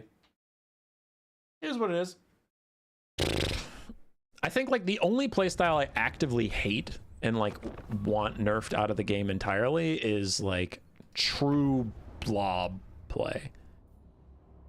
Like disgusting, awful blobs. Those are dumb. Those are dumb when they're meta. Now, like, blobs should exist as a threat for someone where, I don't know, you just stop someone from being stupid. Like, you always want it as a threat. Like, let's say full, like, you get a meta where somehow Norskin dogs and skinwolves can just kill everything on the flanks, but they can also kill all your infantry. So if they can just kill everything, then you need like a big single entity Mortis Engine blob to discourage that kind of play. And then you force Norska to buy some like javelin throwers or skirmish cavalry just in case you blob. Blobs are good as a threat, but if blobs are ever strong enough to be like the meta, then it's fucking disgusting, and I want it nerfed immediately. Blobs are stupid. But like, you need them there as the rock, paper, scissors type of thing, right? Because if you can't possibly blob, then the enemy going like ridiculously wide and mobile can be pretty unwinnable for you. It depends. Depends on the matchup. Most factions now, though, with DLCs have gotten decent tools to deal with blobs, though. So that's why the launch of Warhammer 3 was a little rough, because there were a lot of factions that they literally didn't have any melee. Like Slaanesh and Khorne, before they got their skirmish cavalry, which came in the DLC, if you don't remember, they had literally 0 melee. And then Nurgle was just like, okay, I'm gonna grab Kugath and 4 Exalted Plague Bearers, and you're gonna die. Because you literally have to walk into it and just get fucked. It was terrible. That's why the launch of Warhammer 3 wasn't very good.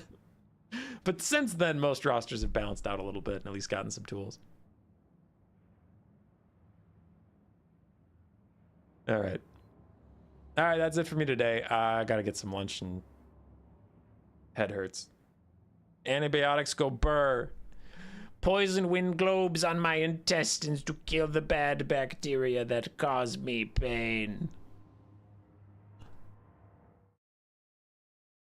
What if we do 40 stack? 40 stack could be fun. It's fun for a one-off tournament. I don't know about like competitive integrity. Remember how bad domination was before the capture weight nerf? You mean how bad it still currently is, idiot? Ugh, fucking got him. No, it's fine. I generally enjoy domination more, that the capture points unlock immediately. I didn't see the point in the delay. I hear the arguments, but I just didn't really like register them. I'm like, okay, domination is a long enough game mode that you don't have to worry about games being over before you can get started. Because you'd be like, well, with no setup time, it's like people can just take the point instantly and you just lose. And it's like, no way, man. if you triple cap, it's still gonna be like a 7 to 10 minute game. If you can't get your shit together enough in 7 to 10 minutes to put up a fight on any point, then you don't deserve to win, is my thought. Like, that's not reasonable. It's not a reasonable thing. So that, what was it? Did it used to be 5 minutes? Like when Dom first launched? Here's my memory. It could be false, but I thought it was 5 minutes before the points unlocked, 3 minutes before the points unlocked, and now they just unlock instantly. Now that could be false, but that's just what's off the top of my dome. I remember that.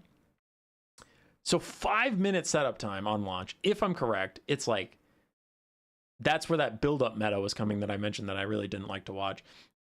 And it's just like, what's the point? I remember Turin casting some of his finals early on, and it's the finals, so the players really want to win. So I don't blame the players for playing the most effective strategy possible. But literally, there was a game of Khorne versus Ogres I was watching, and literally 0 damage had been dealt by 6 minutes into the game.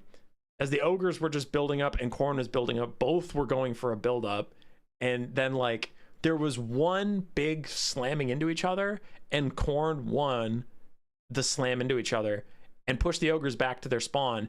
But then with the build up strategy, the whole point of it is if you win the first engagement, there's so many units that you just run into the enemy spawn and they can't spawn anything. And the game's over. And it was like 70 tickets in, and the Ogre player just threw in the fucking towel. And I'm like, I get why he threw in the towel. He can't win, but like, what the fuck am I watching?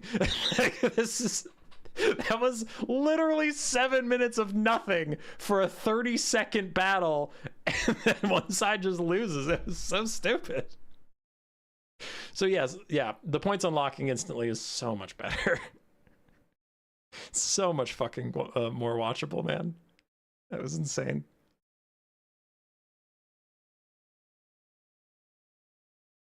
Mayhaps I shall join a Discord match. Anyone here know what happened to Keel Sunset's channel? Oh yeah, he's taking a break because viewership's down.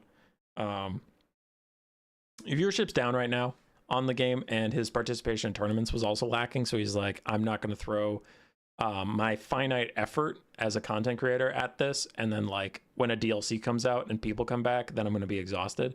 So he's taking a little break to be fresh when the end times comes. Is what he said. He posted on a Discord or two, but yeah, that's where he is. That's also, I mentioned at the start of the stream, there weren't that many people here. I've been having some health stuff. After I got my gallbladder out, I got a bacterial infection in my intestines. So I'm taking some antibiotics for that, and work's been busy. So I haven't been putting out as many videos. I'm going to work on getting some up, but I've been more prioritizing live streams and getting the faction war set up and all that shit. But I bring that up now on the Tequila Sunset point is I would also be focusing really hard on getting a daily video out and grinding, but the viewership's just not there. Like, it doesn't mean I'm going to quit, and doesn't mean I'm not going to put out any videos, but just being honest, like, yeah, the viewership's pretty low, so I don't sweat it too much if I miss a day or two of videos.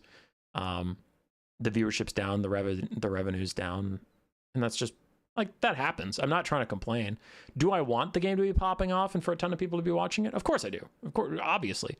But like, I'll also take downtime to focus on getting some extra hours in at work, doing more fun stuff with Grace, playing Crusader Kings and getting pissed off. Like, you know, it's just the ebb and flow of the content cycle. So yeah, we're just in a bit of a rut, and Sunset said he's going to take a break. But he'll be back. Don't you worry.